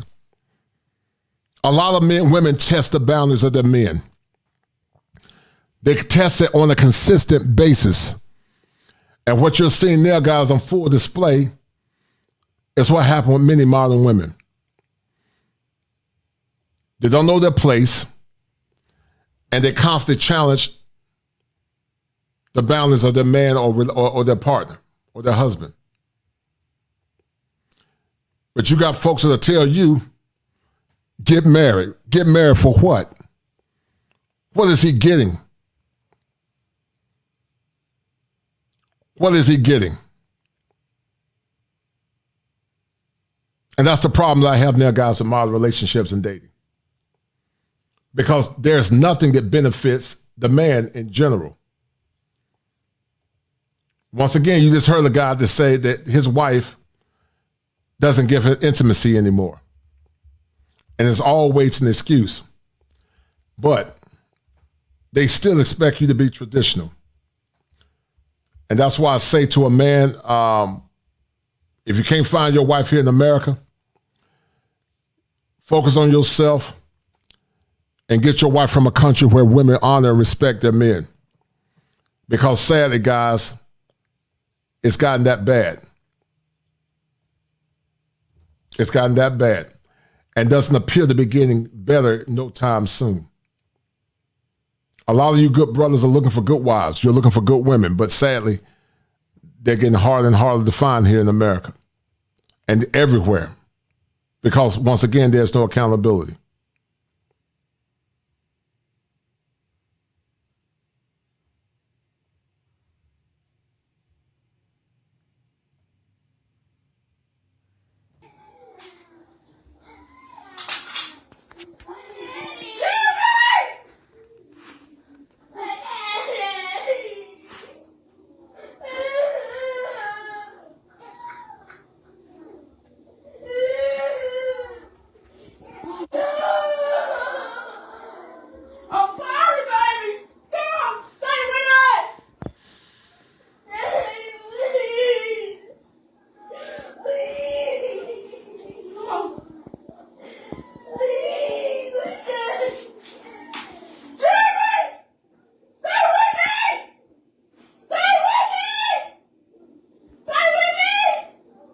And she's telling him to stay with her. That's why women need men to ground them, because many women are like a chaotic fire. But see, you got a damn generation of weak men raised in single-parent homes, and men now are so broken by their women that when men try to correct bad behavior, women try to shame them back into silence, like with the debacle that you guys saw in this space last week, women calling men coons and weak and all the other kinds of goofy ish. But they wonder why men are checking out.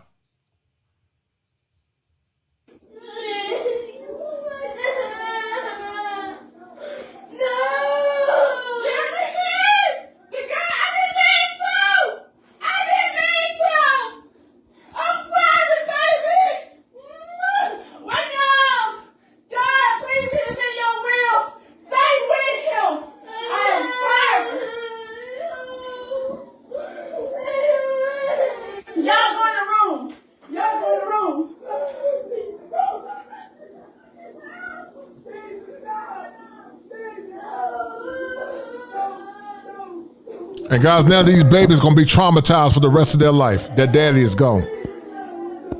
Because they had a mama that couldn't control her emotions.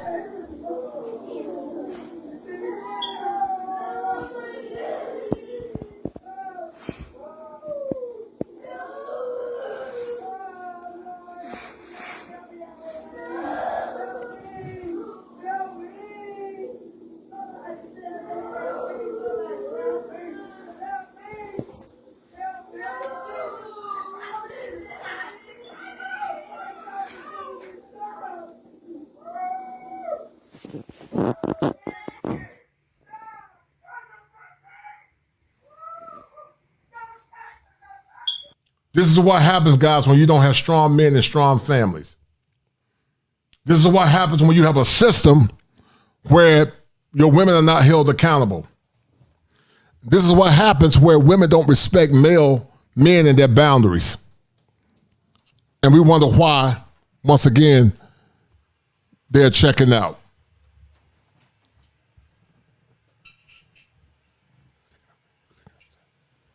Wonder why they're checking out. It's sad, guys. This is the state of affairs here in America as we speak.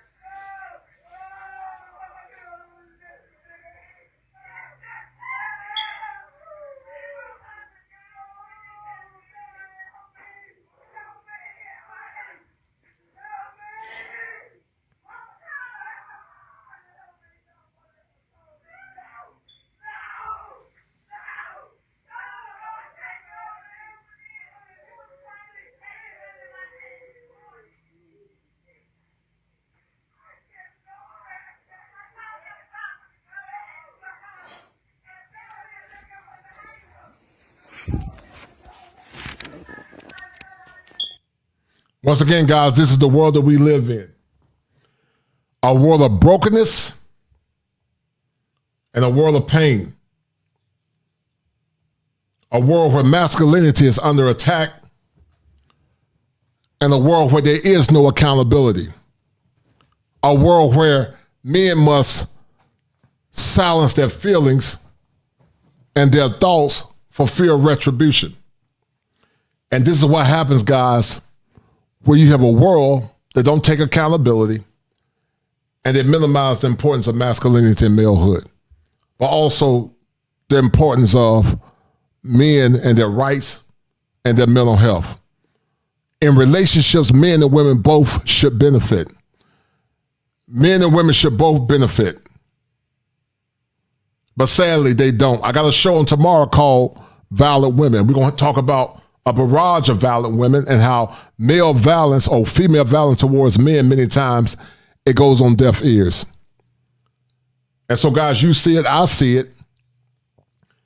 And this is the state of affairs in modern time. This is the state of affairs, gentlemen, in modern times. And that's why men are checking out. That's why men are getting their passports or becoming indifferent to modern women because they say enough is enough. They're saying, I can't take it anymore. Or I don't see the benefits of being in a modern marriage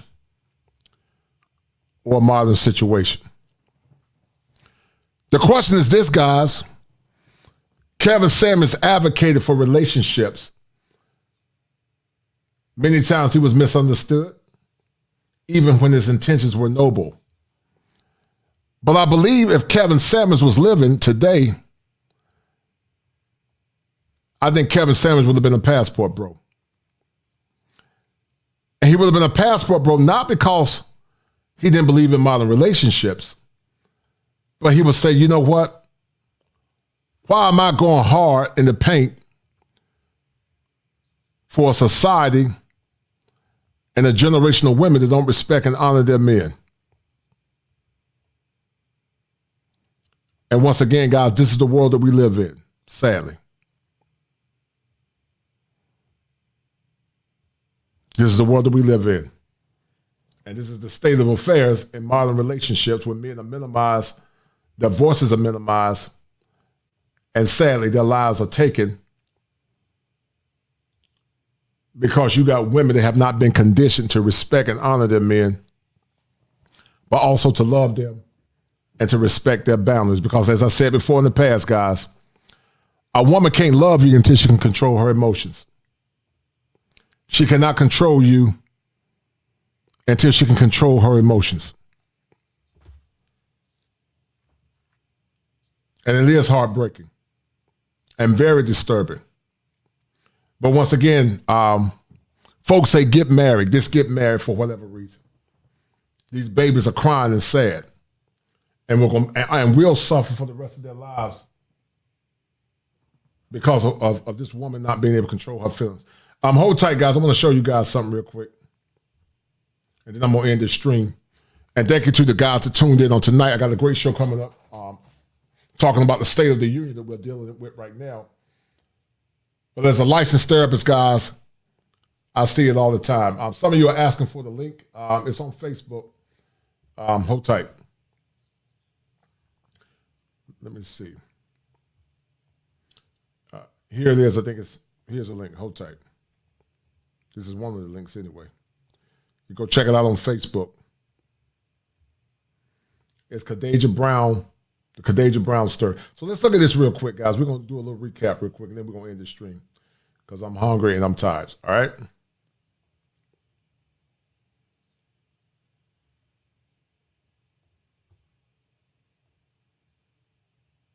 And thank you guys for tuning in. But he ain't here with his kids. He ain't helping. He left at 6:00. He left at 6:06 to go be with his mama. Over here trying to cook something to eat. Instead of trying to. Why is there got to be a question about do I need to cook for the kids? Why is there a question? And he don't never have to question. He don't want to question everybody's loyalty. But where is his loyalty at? How y'all doing? I'm coming here to bring y'all some news about this world right here. This girl that you see on the screen right here, take a good look. Take a good look at what you are seeing right here. 28 years old, a whole wife, a mother of 4. I am sorry to report that she took out her husband, Jeremy. Rest in peace to Jeremy. My heart goes out to Jeremy, his family, his uncle that had to overhear it on a cell phone. His nephew been taken out of here by his wife while he was trying to leave out to go to work. He was trying to leave out to go to work, and his wife unalived him in the back of the head. And then afterwards gonna try to have so many excuses. Oh, I didn't know it was a bullet in the pow. Oh, I didn't mean to do it. Oh, it just went off. Her first words after she did it was, I don't want to go to jail. She don't want to go to jail. I don't want to go to jail. I gotta say this because it's on my spirit to say it, okay? I truly believe that she set this up. And she kept on hitting him in the video. She kept hitting that man about 10 times. And she wanted him to hit her. She wanted him to really put pause on her. That's why she kept on agitating him, following him around, hitting on him in the video. That's why she had recorded. And when he had hit her. Once again, guys, female violence against men is normally started by the woman. That's proven in research by Harvard. Domestic violence is normally initiated by women. Women initiate domestic violence and men end it. But this man lost his life because this woman can control her feelings. Always the victim. It's Jermaine's fault. Like she wanted him to. Then that's when she was going to use the pow and say self-defense. He's gone because of self-defense. That was all a setup. But see, he never fell into her plans. He never fell into her schemes, you see. You know, the spirit told him just to walk away, and that's what he was doing. And remember, he was trying to walk away. It just got the best of her. It ate her up. She just had to do it. And I just had to point that out. Continue watching the video. She would never see her dad again because of her mama. And he loved his kids. You can see it.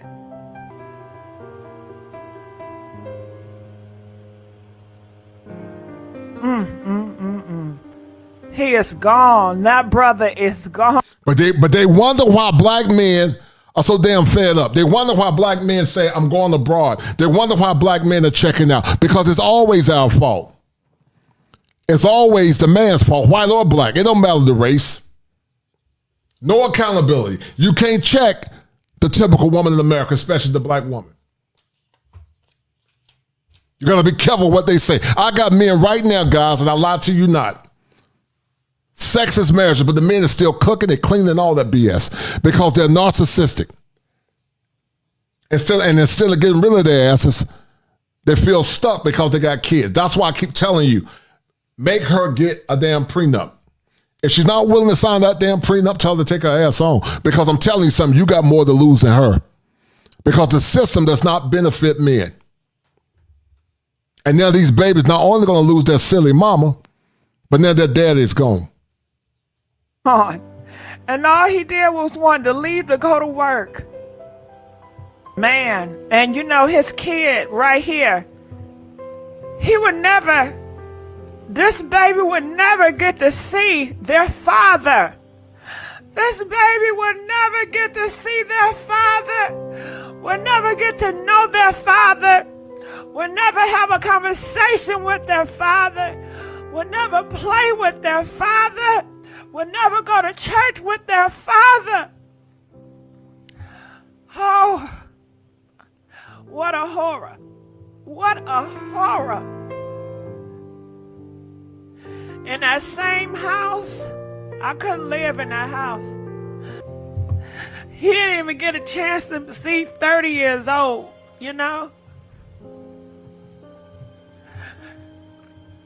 Oh, God. Oh, God. Thank God we got some sisters that got some common dignity and common decency. That man loved his kids. He told them to move on. But see, once again, these hyenas in America don't respect me. They challenge masculinity because nobody hold their asses accountable. His brother is gone. Go back it just a little bit.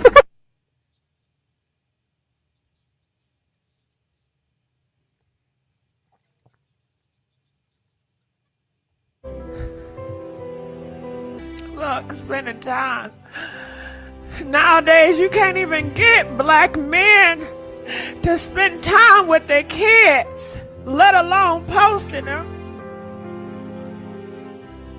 Oh, God. The kids saw it. They had to witness everything. They had to witness everything. Seeing your dad.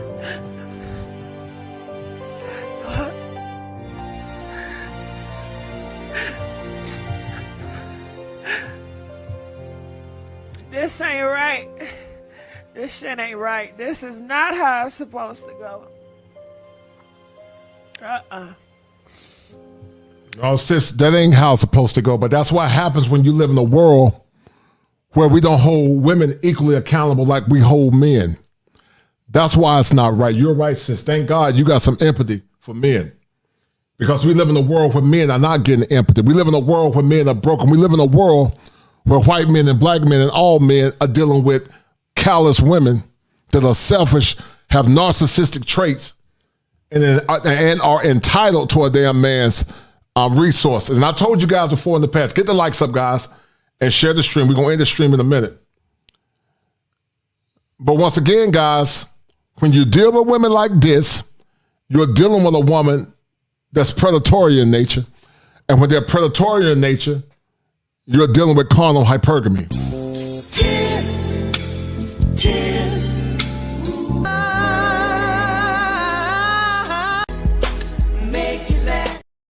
And some of you men got in marriages and relationships. You thought the marriage and relationship was going to last forever, like Keith Sweat said back in the day. Make this last forever. But when you're dealing with carnal hypergamy, you don't get that. You get headache. You don't get joy. You get pain. But you got women that tell you, talking about damn community and getting married, but yet at the same damn time, they have not even marched. Not even thinking about marching. not thinking about the advocacy of men, not thinking about the advocacy of boys and girls, and don't care. The only thing they care about is their selfish needs. The only thing they care about is getting resources from a man. The only thing they care about is what they want instead of about what's best for the man and the woman. But they wonder why men won't get married. If I was a single man again, I would not marry the typical a modern woman. I've been married for 27 years, but I would marry the typical modern woman because there's no benefit. There's no benefit at all because you're not getting nothing of valor and you're not getting anything of substance. But they'll tell you, go get married. They'll tell you, do it for damn love. But when that woman gets sick of you, she'll show you how much she loves you. Because when women get tired of you, they'll divorce you in a heartbeat and won't think nothing of it. They'll say, I like you, I love you, but I'm not in love with you. Some goofy ish like that. But man, you got a lot to lose when you say I do. You got a lot to lose. And it's unfortunate, man. It's unfortunate. Their father would never get to see them go off to prom, graduate from college, graduate from high school, have talk about relationships. She took that away from them kids. She took it away. She took it away. She took that shit away. Stop. Don't touch me. I'm gonna kill you. Murder scene. Stop. Don't touch me again. Stop. Let go. Stop touching me, boy. Stop. Stop touching me. I'm gonna kill you. Murder scene. Stop. Touch me again. Stop. Let go. People want to have something to say, but he ain't here with his kids. He ain't helping. He left at 6:00. He left at 6:06 to go be with his mama. Over here trying to cook something to eat. Instead of trying to. Why is there got to be a question about do I need to cook for the kids? Why is there a question? And he don't never have to question. He don't want to question everybody's loyalty. But where is his loyalty at? But he want to talk about me when I am not doing. He want to talk about me when I'm not doing. Talk about unnecessary. Then he talking about calling the police. Talk about I'm gonna get my stuff. But you got 4 kids and a wife. It's 7:36. He can't even be. He can't even come here and cook for these kids. He can't even come here and cook for the kids. He got to be at work at 8 o'clock. Nah, matter of fact, he got to be at work at 9. Okay, well he still got time to cook for these kids. And then he got to go pick up his. He got to go pick up his buddy from his job, Law. Well, he need to tell Law he need to get his mama car and go to work. He pick up his brother-in-law, take him to work back and forth every day. I ain't got nothing to But do then, nobody helping nobody, but if Law but he can't put gas in both cars. That's what I'm saying. If Law ain't getting him no gas money to go to work, talking about people got stuff. Okay, he wanna put it like that. Okay, I got stuff to do too. I'm over here. I got stuff to do too. I'm over here. I'm over here cooking breakfast. Yeah, what you on the phone with? Uncle, bro, boom. I'm talking about uncle. Shut up.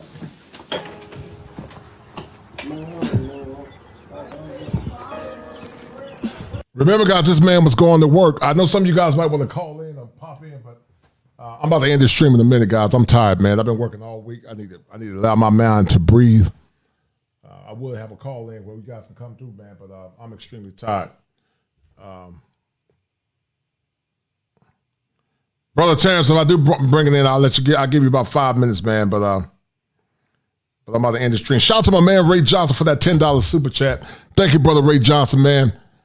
And that's a deal, right, man? I appreciate it, brother. Thank you, sir. That's a bet, right? That's a deal, right? That's a deal, right? That's a bet, right? That's a deal, right? That's a deal, right? Got 5 on it.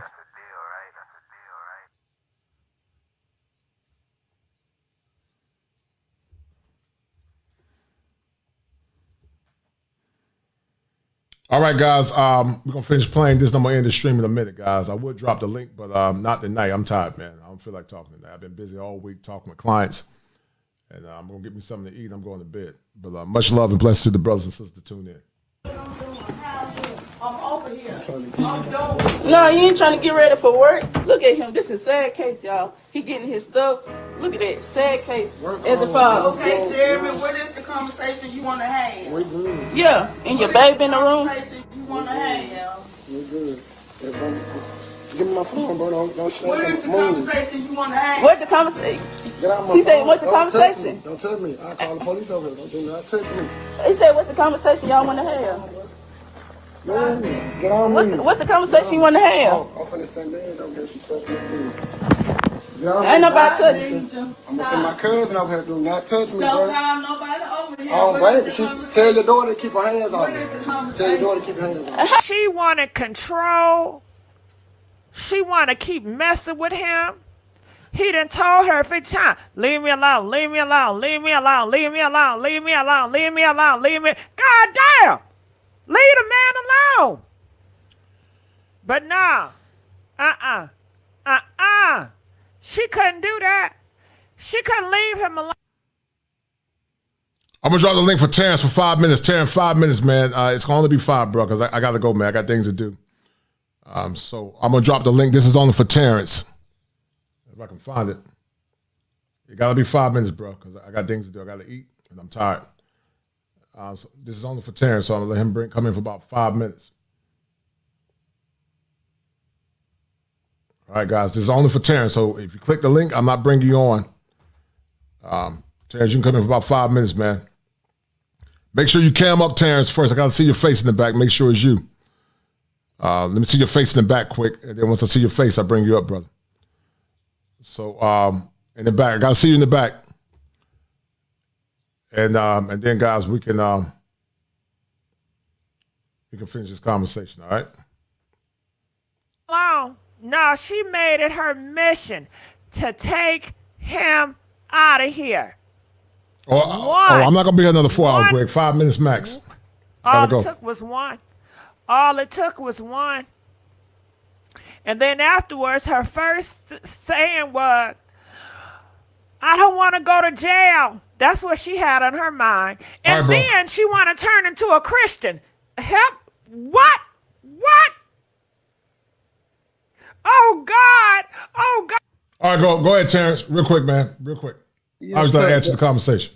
Yes, sir, brother. This is classic landmark. This is what we live for. Were you able to? This is what the Monahan report said would happen to us back in 1965. Were you able to read that yet? Man, I'm busy, brother. Remember, I'm a therapist, man. I don't have time to do much of nothing but work. Oh, I man. haven't read it, not yet. I'll look at it at some point, but I haven't had time to read it. No, Get on it. I pray to God that this sister gets the death penalty from white folks. Mm-hmm. I pray she gets the death penalty for this premeditated, orchestrated, calculated murder of this brother. Mm-hmm. This brother was getting ready to feed, clothe, house, and give her money. Go to work to feed, clothe, house, take care of his kids. Like that sister said, most brothers nowadays don't give a damn about their own kids. Yep. This brother was on his way to work to go get her some money, and take care of her. And she blows him away. Right. Why? Because the Moynihan report, our females have been taught and trained to hate us. These aren't women. These are our womenese. These are womenese.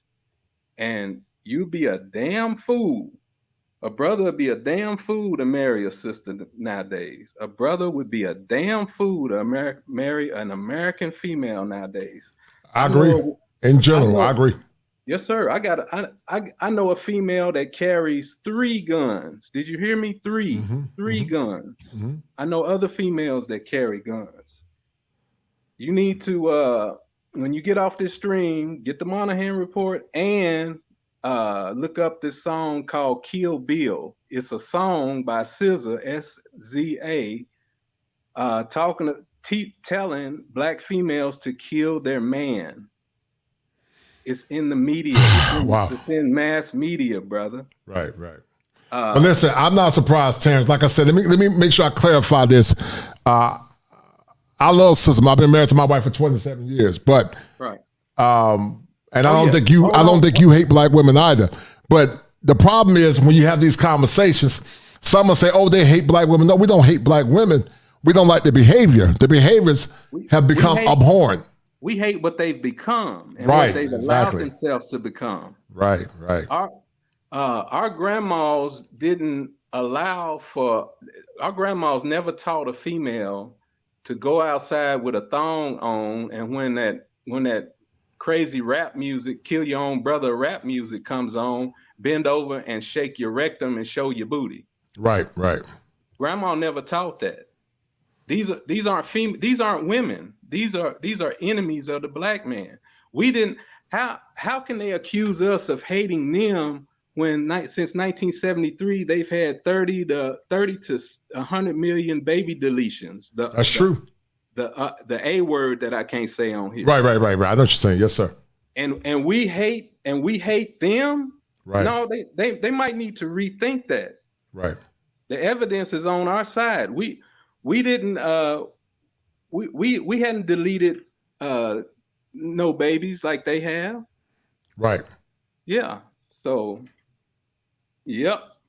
And you heard her say on her own recording, "I will kill you. I will kill you." This was planned, orchestrated, and choreographed by her. Right. Yep. See, when I was growing up, both my parents tried to kill me. Black folks are stuck in a pathology of self-hatred. That's why I agree. That's why I let you know all the time.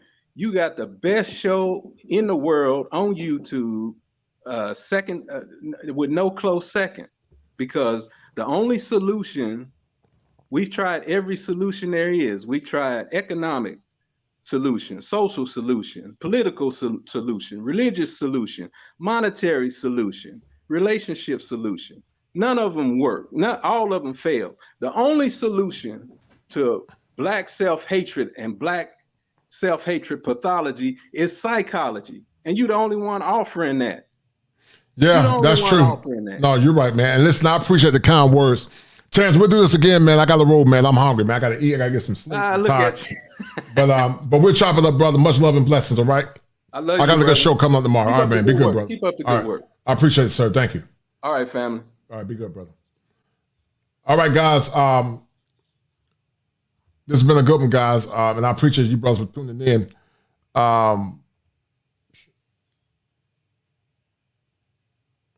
Shout out to Faith Combest.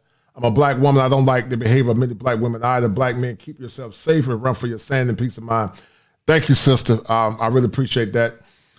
All right, guys, finish listening to this real quick, and then we're gonna end it. Rather, a few more minutes, and we're gonna end this thing. God, if it's your will, I don't get that. Because before you was on that demon time, you wasn't praying to God then. You wasn't thinking God then. You didn't say, "God, please hold me. I'm going to pray. I'm going through so much, God. I'm going to get on my knees and I'm going to give it unto you, God, because I know you are the control and the power amongst everything. And if I cannot do it, I'm going to give it unto you." When I was growing up, that's what the Christians did. Now, I don't know. I don't know what's going on now. She told him, "I'm going to KUB." Did y'all hear that? Press 1 if you heard her say, "I'm going to KUB." And if you haven't heard it, baby, I got it on play and I got it on slow motion. Okay? Slow motion for me. Slow motion for me. Yeah, I got it on slow motion. So we can all hear it, because that's what she said. She said it 2 or 3 times. Then she said, "Murder scene, murder scene, murder scene." Now you hearing your daughter saying all this. And then she had the nerve to pull the pow pow out, because she had the pow pow out for a while. And Granny seen it. Granny gonna talk about something. She ain't gonna do nothing. Ain't nobody gonna do nothing. The man say, "Don't be pulling that pow pow out on me. Don't do that. Your daughter is pulling that pow pow out on me." me. Your daughter is pulling that pow out on me. At that moment, that granny should have grabbed that pow and said, it will be none of this. It will be none of this. Girl, what is wrong with you? You are pulling out a pow and your husband and your kids in here. Get on your knees and pray. Get on your knees and pray right now and stay there. Get all that hate out of your energy. Get all that hate out of your heart. That is just hatefulness. Hate. Get it out. But she didn't do that.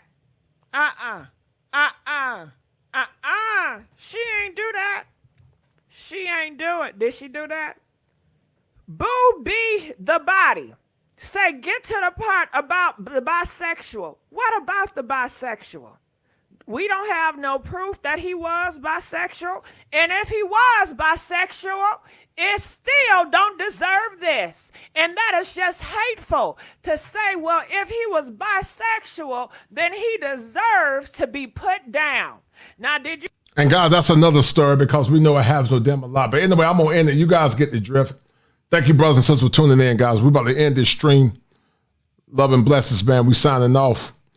And guys, once again, men are frustrated. They're leaving Babylon and they're going to Zion because American women have really become that bad, brothers and sisters. Y'all take care. Be well. Then said he unto me, Then the Lord said unto me, Prophesy unto the wind. Preach unto the wind. Prophesy, son of man. Preach, son of man. And say to the wind. And say to the wind, Thus saith the Lord God. Thus saith the Lord God. Come from the four winds. Come from the north, south, east, and west. O breath. O breath. And breathe upon these slain. And breathe upon these dead bodies. That they may live. That they may live. So I prophesied as he commanded me. So I preached as the Lord commanded me. And the breath came into them. And breath came into them. And they lived. And they lived. And stood up upon their feet. And they stood upon their feet. An exceeding great army. An exceeding great army. That wind, and preach to the east wind, and preach to the west wind, and tell the wind to blow on these bodies.